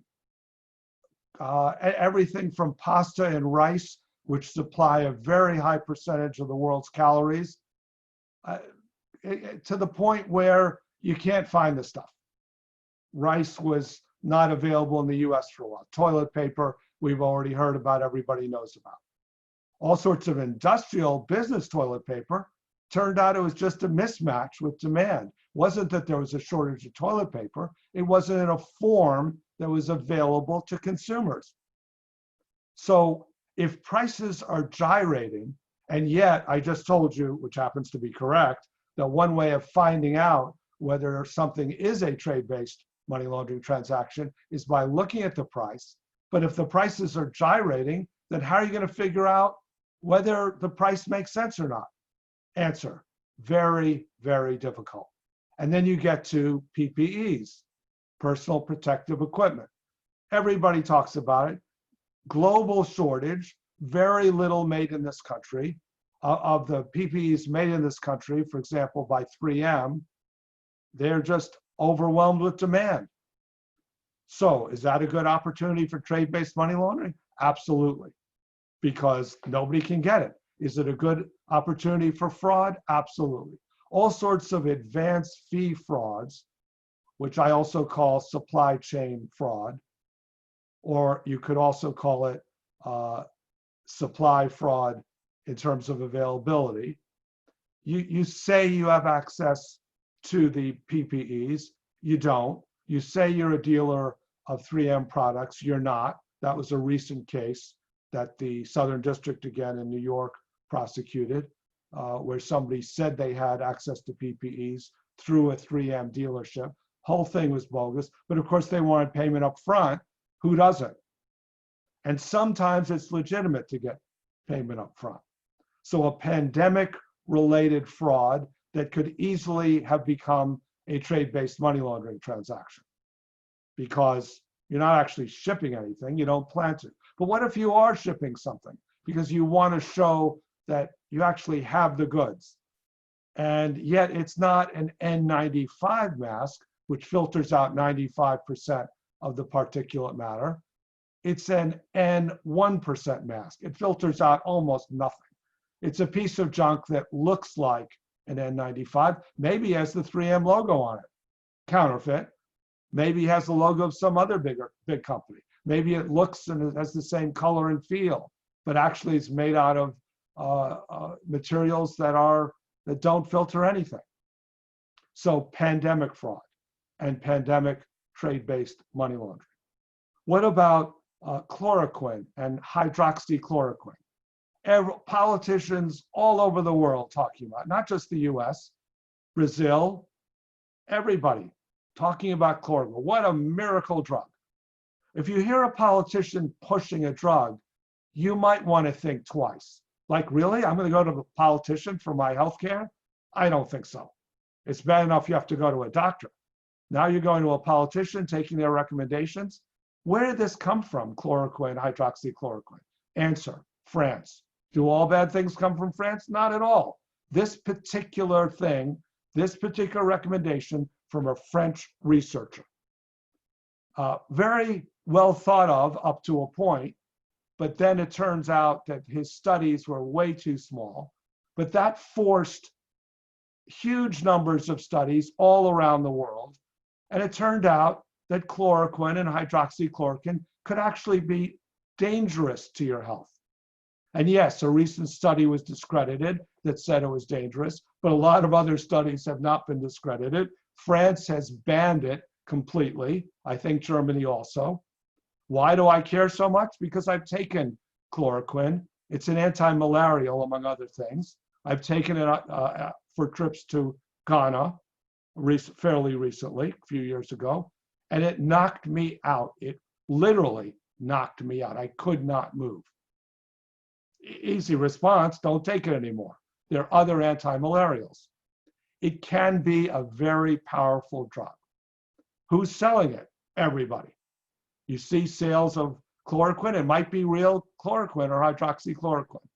In my view, still a fraud, not recommended medically. Off use, off prescription usage for COVID-19. So great way to launder money? Oh yeah, because you can charge anything you want for chloroquine. Lots of people want it, even though it's disproved. Then there's vaccines. Wait a minute, you say. There's no such thing as a vaccine for COVID-19. True, but that doesn't mean that fraudsters can't sell one, and they did. One of the first US Justice Department cases of fraud in the pandemic was for, of all things, a WHO, World Health Organization vaccine. And wow, I mean, that's fantastic. And the best part of it was the fraudster, the website said, all you have to do is send $4.95. This is a public service. But by the way, before we send it to you, we need your complete personal identifying information, and we need your credit card with those 3 little numbers, and throw in your social security number while you're at it in the US. And now we've got the perfect recipe for identity theft. And how good is that? There is no vaccine. Do research before you order anything medical, assuming that anything medical on the internet having to do with COVID-19 is bogus. Assume that. It'll help a lot. And then Google something. Let me tell all you youngsters out there, and to me, everybody's a youngster because I'm old, that the Google and search engines are so easy to use that the flip side of Google is, why didn't you do it? You didn't Google it first to find out if it was real? I get emails all the time. You got to look at this video. You look up the name of the group who is hosting the video, and it turns out they're bogus. They do illegal, illicit things. So no, I'm not going to listen to that. But all it takes is Google. So use it. If you get nothing out of this today, use Google for things that you don't normally use it for, which is basically everything. So trade-based money laundering in a pandemic, prices, fabulous. Anything goes. Quality, fabulous. Nobody knows. You look at it, looks like chloroquine. It's actually sugar, or maybe something really damaging. Who knows? It's illegal. It's illicit. It's counterfeit. Maybe it has the stamp of the drug company, and that allows you to sell it at a higher value. Trade-based money laundering, really fantastic. Went to a conference once. I should say I crashed a conference once. I wasn't invited. It was someplace, I don't even remember where. It could have been Accra, Ghana. I've been to Ghana 3 times. Yes, I'm a place dropper. It could have been someplace else. And I go to this conference because it looks interesting. And it's shippers. It's ports. It's a port conference with lots of shippers there, shipping companies, freight forwarders. Well, that's interesting. I tell them what I do, anti-money laundering, trade-based money laundering. They say, Google container ships breaking in half. Why? Well, every once in a while, a container ship breaks in half. Great photos. I usually have this on my PowerPoints. Great photos. You know, container ships just sinking, loaded with containers. Why? Well, not one reason, not the only reason. One reason is that the contents have been misstated, and therefore the weight is misstated, and therefore the weight is much higher than expected, and therefore the container ship can't support the weight. Trade-based money laundering. There's something in those containers. Who knows what? What's the solution? Well, I came up with the Delston proposal. I'll tell you right now, nobody likes it. The US Treasury Department, when they first read about it, this was in 2008, They came to me and a guy whispered in my ear and said, tell me this is not an international phenomenon, because we really don't like this at all. We're actually kind of afraid of it. Very simple. Banks cannot figure out what's in those containers, neither can customs agents. So my proposal is make everybody in the supply chain responsible for looking for suspicious activities. The freight forwarder, the shipper, FedEx, UPS, you name it, the ports, everybody who touches that shipment should have an anti-money laundering program, should file suspicious activity or suspicious transaction reports, should have a compliance officer looking for this stuff. Why? Because you're never going to find what's in those containers without eyes on by everybody. It just can't be done. Can't be done with statistics. There are all kinds of bilateral trade transparency units. Great idea. I'm in favor of them. Let's exchange statistics bilaterally, see where the anomalies are. You can find out a lot that way, but you can't find out what the people are who are misstating the statistics. So I think we're getting to the point now that I've used not only my time, but Bruce's remaining time, Adriana's extra time. And I wish I could take questions. You can always find me on LinkedIn, Ross Delston. And Adriana, thank you. Thanks for hosting. Thanks, Ross. Your segment is very powerful, and that is okay. I'm glad you took that time. And our next speaker will be Tom, and I will speak a little bit at the end, but we are doing great. I think it's important to note something that Ross said, which is trade-based money laundering is very, very difficult to spot. And there's so many different ways that individuals and criminals can hide things. And the regulators have a hard time. They have a hard time spotting it. There's a new role for the private sector, especially today. And you may be given a role, you may be given a job, and you may be given responsibilities that are outside of the scope that you thought were yours. And it's important. Everybody has a role in protecting against terrorist financing. Everybody has a role in protecting against any type of money laundering, but trade-based money laundering especially. We talk about counterfeiting of products. Counterfeiting is not generic. Counterfeiting can kill. And today with the pandemic, people are not aware of what counterfeit is, and people will buy masks. People will buy products thinking that they are generic. Most of the products that you see on the internet, it doesn't matter if it says it's coming from Canada or that it has all these approvals and bells and whistles, because guess what? Anybody can write that on the internet. So just because you Google it and it says, hey, this is it, and these are the certificates, these are our elderly people especially, beware of this. Talk to your parents, talk to your grandparents. You know, if you are one of those, heads up, be very, very careful. Internet has a lot of things in there with regards to counterfeit products, and people purchase them, and counterfeit can kill. COVID, right now, the pandemic, people are frustrated. People are trying to get products because they are not on the shelf, and they will turn and they will resort to this. Now, with regard to our companies and our executives that are out there, heads up. If you are working for somebody and they are asking you to do something that doesn't seem right, don't do it. Don't rubber stamp. This is not the time to do it. It will land you in jail in some situations. If you are a senior VP and you're looking the other way, or you think, okay, well, I give the money to so-and-so and it is to protect my equipment in another country, I don't really know what's going on, that doesn't work anymore. A decade ago, maybe so. Today, you're gonna go to jail.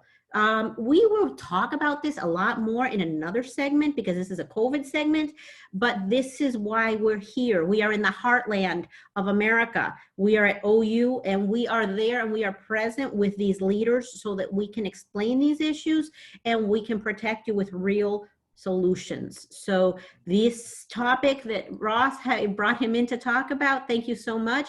It will be continued after we go through the pandemic. We will get into what is trade-based money laundering, what is money laundering, what are we going to do to protect against counterfeit and all these other global threats that will affect us personally, and what your role is and how you can help. A lot of what Ross talks about touches me very close to home because I was a lawyer in this area, and actually some of those things that he talked about, I saw. And it is really serious. My finance guy, when we were doing an investigation, got shot between the eyes and he survived a bullet. So it was close range. It was through a windshield. So it's hard for me to listen to these conversations and realize there are people out there that don't understand the risks. And when you are dealing overseas, the risks are your life. And so I am asking people to understand this and to become more educated. We have to work together. We have to protect society.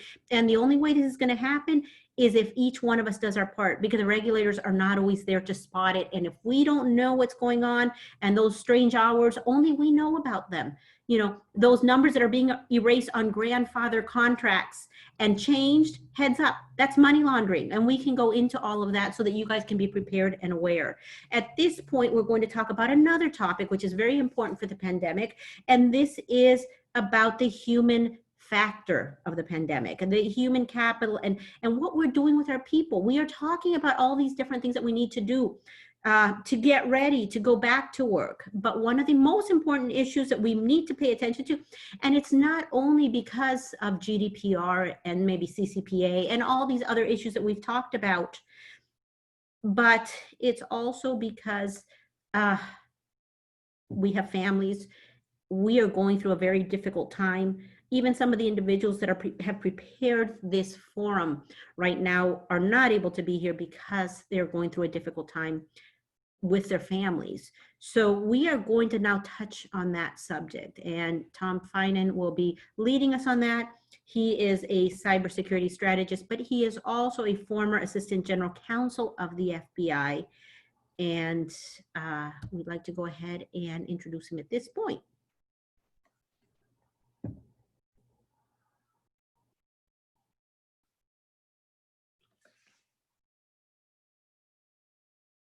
Good afternoon, and welcome to the webinar, After COVID, Cyber and the Coming Remote Work Revolution.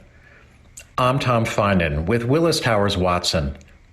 As America emerges from the COVID-19 pandemic, cybersecurity will never be the same. The reason? People. While companies typically reserve work-from-home privileges for standout employees, they soon will find themselves in a world where those arrangements are the expected employee norm. Cybercriminals will adjust their tactics accordingly. Hackers already are shifting their targets from relatively well-defended corporate environments to home offices and other off-site locations that lack strong protections. The recent surge in phishing attacks aimed at quarantined remote workers is just one sign of this impending change. 3 trends are emerging about where and how post-pandemic work will be happening. Each will alter the cyber risk management landscape forever. First, a vastly larger population of remote workers will permanently expand the attack surface, a phenomenon that will require new ways of prioritizing and mitigating cyber risk. Second, companies will turn to the human element of the problem and build more robust cyber risk cultures in response to ensure resilience from disaster. And third, HR leaders will emerge as essential cybersecurity players and will join forces with their Chief Information Security Officer colleagues. Companies that fail to embrace this changing reality will face increasing exposure to damaging cyber incidents. Injured parties, counsel, and courts will come to recognize human-caused cyber incidents as largely avoidable and, in many cases, negligent. Insurance underwriters will be similarly unsparing when assessing client suitability for cyber and other critical lines of insurance. To protect themselves, companies should start now with building and funding the people-focused cyber risk management strategies they'll need to avoid major financial, legal, and reputational loss. Before the pandemic, Experts estimated that 3.6% of American employees worked from home at least 2 to 3 days a week, defined as full-time for statistical purposes. That figure represents about 5 million people. As the country comes out of COVID-19, those same experts estimate that the percentage will skyrocket to as much as 30% by the end of 2021, a 733% increase. This shocking jump represents almost 42 million people, just under a third of the American workforce, who will be working full-time from home all the time. The massiveness of this sea change cannot be overstated. It took 15 years, from 2005 to 2020, for the number of full-time work-from-home employees to expand from 3.5 million people to 5 million people. That's a growth rate of about 2.86% year over year. By contrast, COVID-19 will explode the current number more than eightfold, a growth rate of about 493% in just 18 months. In short, the pandemic will accelerate what had been a gradual but growing shift toward remote work into a high-stakes speed race. According to Willis Towers Watson's latest cyber claims data, 63% of cyber incidents are caused directly by a company's employees through accidental disclosure, social engineering scams, ransomware, and even malicious intentional behavior. The lack of direct physical oversight over remote employees only compounds these problems. Without effective cyber risk controls to address the human element, companies are at a serious risk of crashing and burning as their work-from-home populations rapidly expand. To avoid this fate, they must engage their remote teams and develop strategies to change cyber attitudes and behaviors for the better. Their futures depend on it. Employee enthusiasm for remote work had been very high even prior to COVID-19's arrival. In a 2019 survey, 99% of employees responded that they'd like to work remotely, at least part of the time, for the remainder of their careers. They cited eliminated commutes, greater work schedule flexibility, increased personal and family time, and better work-life balance as key reasons.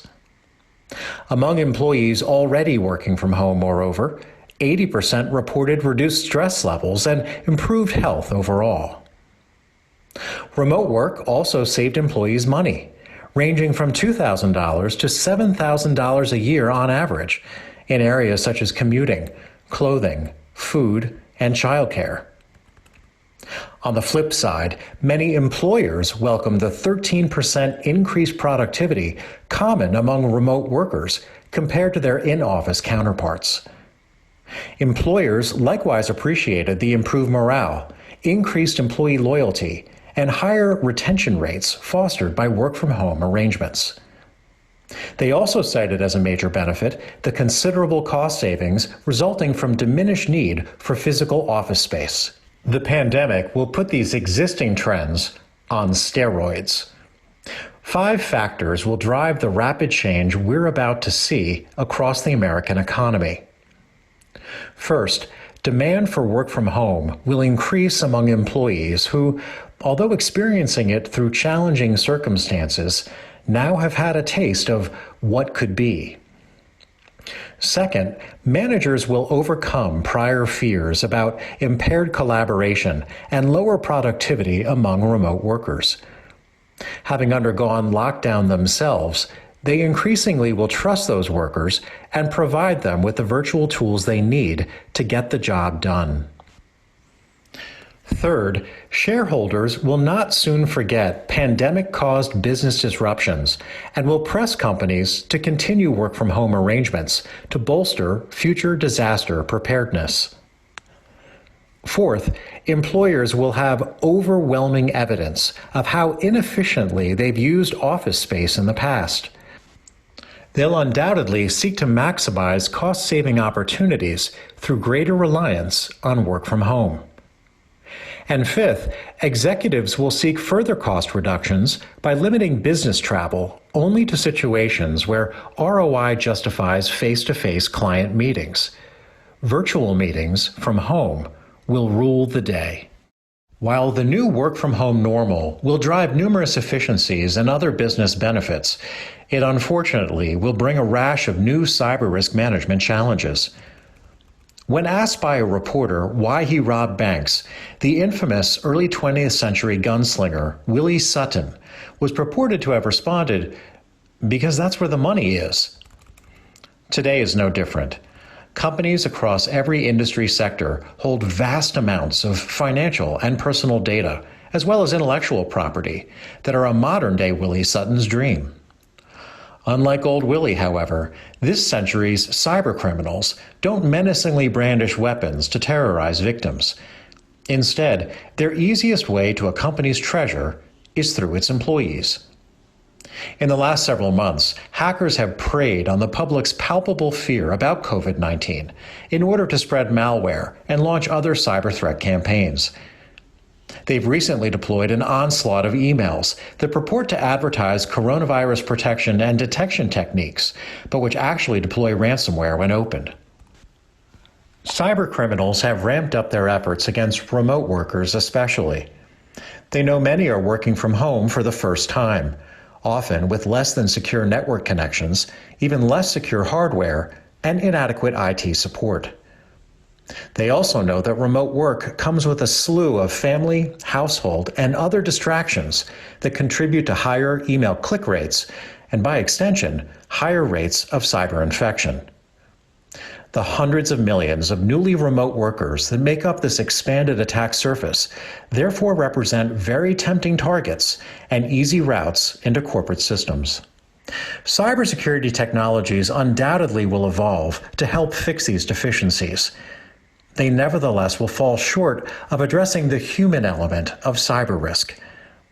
Finding ways to meaningfully engage remote workers through more robust cyber risk cultures is an essential next step towards stopping the current cybercriminal momentum in its tracks. As Willis Towers Watson's claims data shows, effective cyber risk prevention and mitigation is largely a people problem. In response, companies need to assess and analyze the elements of their cultures that expose them to greater risk. To that end, Willis Towers Watson researchers are well versed in all aspects of employee experience. After exhaustive study and analysis, they've identified 4 cultural indicators of higher than average cyber risk. First, lack of customer focus. Employees in breach companies report less emphasis on the customer, slower responsiveness to the customer, and fewer proactive efforts to gather and act on customer feedback. Second, poor adaptability.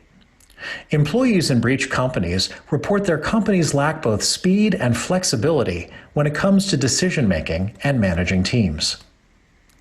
Third, low empowerment.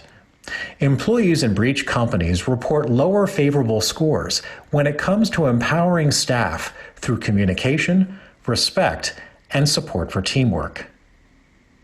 Fourth, inadequate training and compensation. Employees in breach companies report less adequate training for the work they do, specifically less opportunity to upskill and advance in role, and a need to better align pay with performance. With the permanent work-from-home population expected to jump 733% by the end of 2021, companies should start re-examining their existing human capital investments now to ensure they squarely address these challenge areas. Their cyber survival depends on it. In order to advance more robust cyber risk cultures, remote team managers should adopt customer strategies that embed empathy for all. That means putting employees first through genuine and active caring for their well-being. Once employees feel cared for, they extend that care to clients as part of their day-to-day interactions. As a starting point, managers should outline a vision that clarifies that remote workers are not anonymous cogs in some machine, but instead are part of a collaborative team that serves real people and solves real issues. To support that vision, managers should schedule regular team calls. Those calls should be used to nurture awareness and discussion about the company, encourage the sharing of personal and professional stories, and recognize team members for jobs well done. Managers likewise should host virtual happy hours, lunches, and other get-togethers to promote team trust and collaboration. At the same time, they should maintain direct lines of communication with individual employees. By initiating periodic check-in calls, managers can foster much-needed human connection while also ensuring everyone's voice is heard. By modeling these kinds of empathetic behaviors, managers can serve as proactive models for their teams and encourage similar treatment of customers.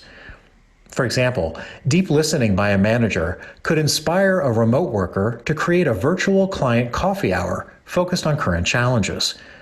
That interaction could lay the foundation for a lasting business relationship. Empathetic engagement doesn't just happen, however. To enable it, managers must ensure their remote teams have access to shared technologies and teleconferencing tools that ensure seamless internal and external communications. And managers must commit to using those tools consistently.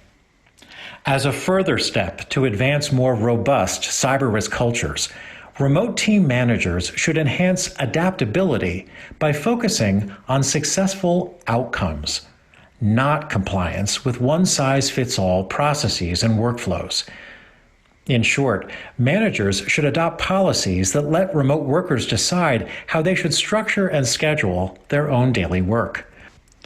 While managers should have the final word on end products, this practice puts workers in the driver's seat when it comes to innovating approaches to meet changing customer requirements. It also provides the flexibility they need to strike a healthier work-life balance. To further promote autonomy and adaptability, managers should empower remote workers to automatically do the right thing for customers whenever possible, without the need for executive approval or rigid adherence to drawn-out procedures. This freedom makes workers heroes to their clients, transforming them from order takers to decision makers.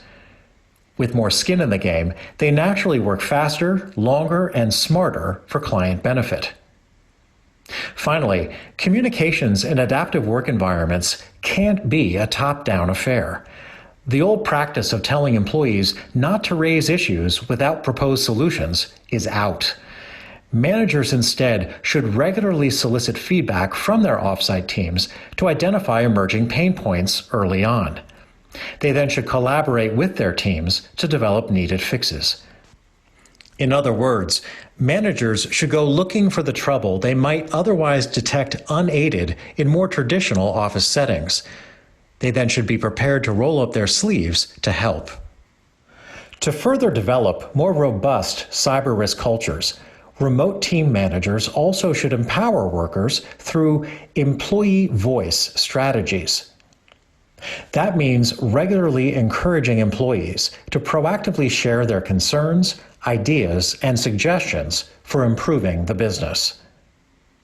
Managers can and should mine this information, especially for insight into customer moods, using it as a kind of smoke alarm to assess client sentiment and to course correct before opportunities are lost. The science is clear. Managers who actively encourage their workers to come forward with their views create happier teams, promote more collegiate environments, and boost productivity. To get started, employee voice strategies also should include formal mechanisms through which remote employees can share. And managers should make it safe to do so by clearly explaining how received information will be protected as they convey it up the reporting chain. Anonymized staff surveys, especially those conducted by outside third parties, are particularly effective for this purpose. To boost participation, managers should collaborate with those parties on a pre-survey communication strategy that explains why employee perspectives are being sought, who's being asked to contribute, and what will be done with gained insights. The surveys themselves should be distributed in multiple formats to employees' cell phones, tablets, and other media to make it easy to respond. Surveys, however, are only one part of the empowerment equation. Once remote workers provide their advice, managers must take concrete action or explain why action is not being taken, so management outreach is not dismissed as mere tokenism. Workers rightly will want to know that their insights and opinions are being used to improve the organization and that they will be included in future decision-making. And once leaders have decided how to proceed, managers then should use smaller pulse surveys to obtain employee opinions on implementation progress and to solicit input on additional needed changes. This repeated process of asking, receiving, and acting on feedback creates an ongoing sense of employee empowerment. If employees understand their viewpoints are being taken seriously and see real changes happening, they will continue developing, refining, and offering ideas.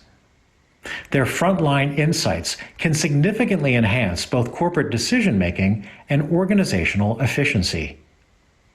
This virtuous cycle of improvement can be strengthened, moreover, with additional mechanisms that empower employee voice.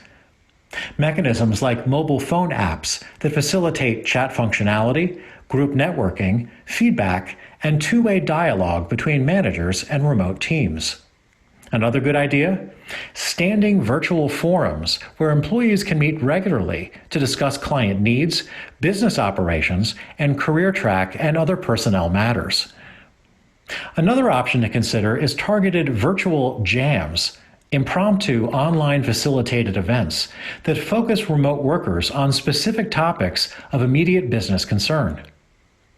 Managers might also avail themselves of crowdsourced decision-making tools that submit issues to employees for final decision by majority vote. And a final proven mechanism is using designated email addresses and online feedback forms that employees can use to offer anonymous input. In order to advance more robust cyber risk cultures, remote team managers also should adopt training and compensation strategies that maximize employee engagement. Employee training, otherwise known as upskilling, is a win-win that helps managers mold their workers to better meet the demands of the business, changing customer needs, and their own career objectives. Upskilling helps drive retention, enhances competitiveness, and makes companies more attractive to new hires. Before building a formal upskilling regime, however, managers need a clear understanding of the foundational knowledge they want all their employees to obtain and over what timeframes.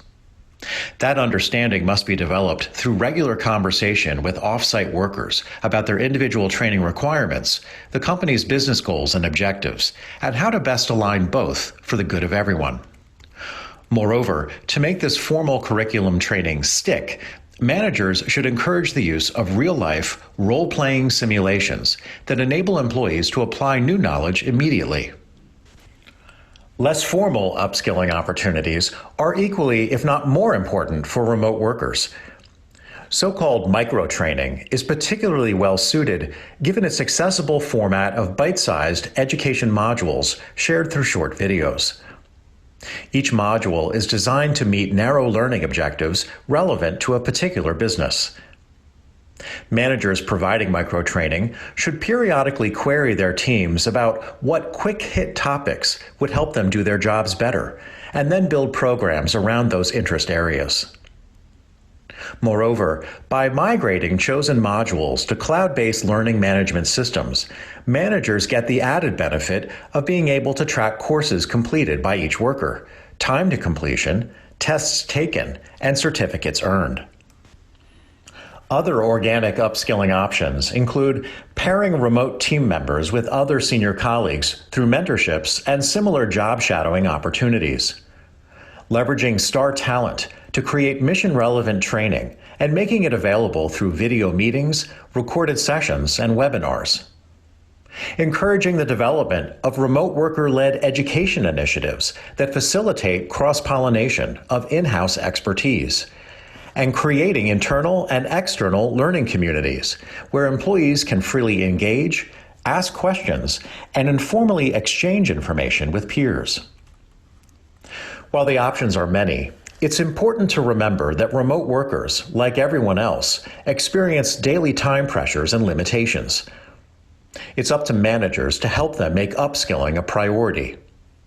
They can do so by allocating paid training time, rewarding employees who upskill, and approving seminar and workshop attendance during working hours. Now, when it comes to the related issue of pay for performance, work-from-home arrangements present some unique challenges. As an initial matter, remote workers should not be penalized inadvertently for their status. What that means is that companies in the post-COVID-19 world should review their employee evaluation and promotion criteria to ensure they don't favor in-office employees. For obvious reasons, traditional metrics like face time and hours worked no longer apply. Managers accordingly should adopt outcomes-focused evaluations that assess the quality and quantity of completed deliverables. To make the shift, managers should collaborate with their teams to define boundaries, clear sets of objectives, tasks, and deadlines for particular kinds of work, and then free employees to decide how to best navigate within them. Over time, managers should test these boundary metrics by assigning similar projects to different people on the team. In that way, they can compare and contrast performance among similarly situated teammates to determine what constitutes excellent versus mediocre work. This insight can then directly inform salary and promotion decisions. Experts warn, however, that managers should not base remote worker performance evaluations on outcomes alone. They also should focus on behaviors. A work-from-home team member might be extraordinarily productive, but they should not be breaking company rules or tearing down colleagues that, quote-unquote, stand in their way. Behavior-focused performance measures accordingly could include a person's level of cooperation on the team, supportiveness, conflict handling, mental stability, and other similar benchmarks. Given the physical distance that separates managers and their remote teams, experts further recommend that feedback be obtained from a particular employee's teammates in order to get a truer sense of their performance. Managers should make it simple for colleagues to provide feedback by limiting questions to the kinds of actions an individual should start, stop, or continue in order to advance business goals. Other experts suggest managers widen the circle by gathering 360-degree feedback from different teams, departments, and managers. People in that widened circle may well have perspectives on where an employee best fits given his or her demonstrated skills. This insight can provide managers with a more complete understanding of the individual's work performance that in turn can more richly inform the evaluation and promotion process. The criticality of these four aspects of employee experience make clear that cybersecurity can't remain the exclusive domain of CISOs and other technical professionals. HR leaders are the experts in workplace culture. They must join the fight. Fortunately, a growing financial incentive now exists for them to do so.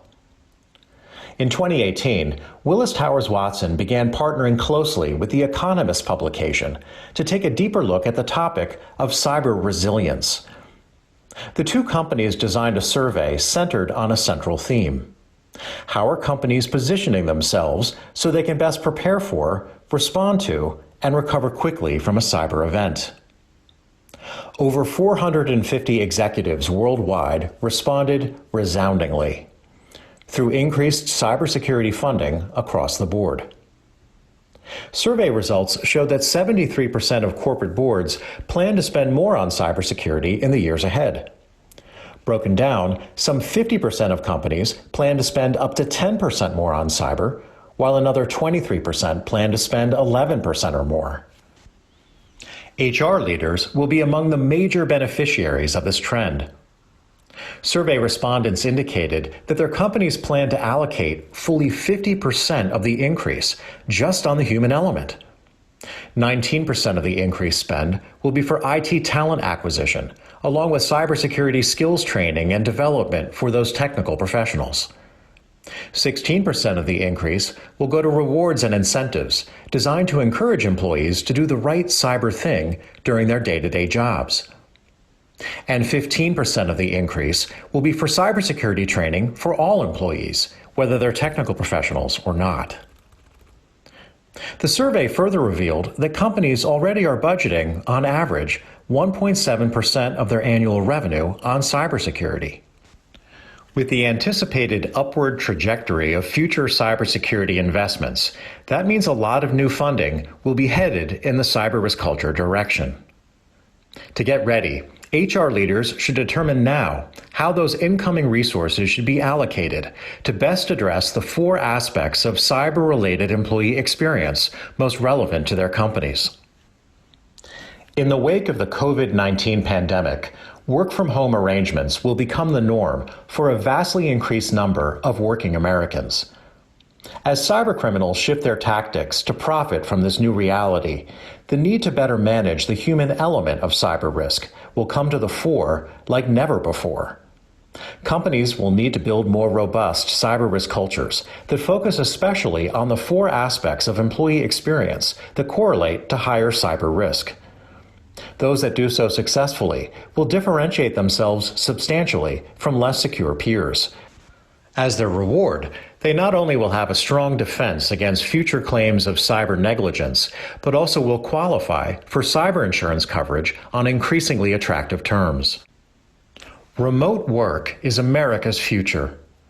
Managing the people piece of cyber risk must be too. Thank you for listening. If you'd like to learn more, please contact me here at Willis Towers Watson. I look forward to hearing from you.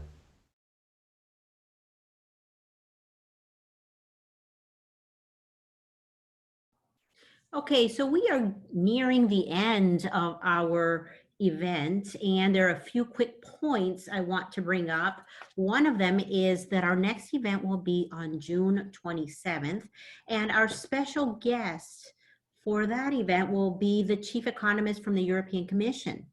Along with him, we will also have the former general counsel of Microsoft and current general counsel of Spotify, and the former chief technology officer for Hewlett-Packard for Europe, Asia, Middle East, and Africa, as well as a former chief IP officer and chief innovation officer who is currently at Aon, several executives from Verizon, Netflix, or current executives or former executives from Verizon, Netflix, Skype, YouTube, and Sony, as well as a chief risk officer from Coca-Cola. So it is a great group of individuals that will offer real world solutions as they have today. And today's event has been recorded and will be made available to all of you later. If you wish to listen to it or have missed part of it, you will be able to do so. Our reach, our organic reach today is over 200,000 people. And this is not paid advertising. It is something that people are interested in. We have over 30,000 from Latin America, from the Hispanic population. And we would value your feedback. If you are inclined to do so, please write to me or send me a video, even better, with your iPhone, and tell me what you thought of today's event. This was our soft launch, and we will be using some of that feedback. We will post some of that feedback in some of those videos. You can reach me on my email, at my email address, which is asanford, ASANFORD, @ou.edu. If you are interested in learning more about what's coming up, or you're interested in speaking or partnering with us, reach us. Our information you can reach me directly, and our website is price.ou.edu/GRTS. Again, that's price.ou.edu/ORTS. And we would love to hear from you. the Price College of Business and the OU Center for Intelligence and National Security are committed to helping in this situation and raising awareness on all global threats. And this leadership forum is only part of what we are intending to do and will be doing. We have also launched through the Price Business School a aerospace and defense graduate program, which is coming out this fall. And we have extended the deadline for admissions to July 15th. This is an EMBA program designed to help meet the workforce shortage that we have head on.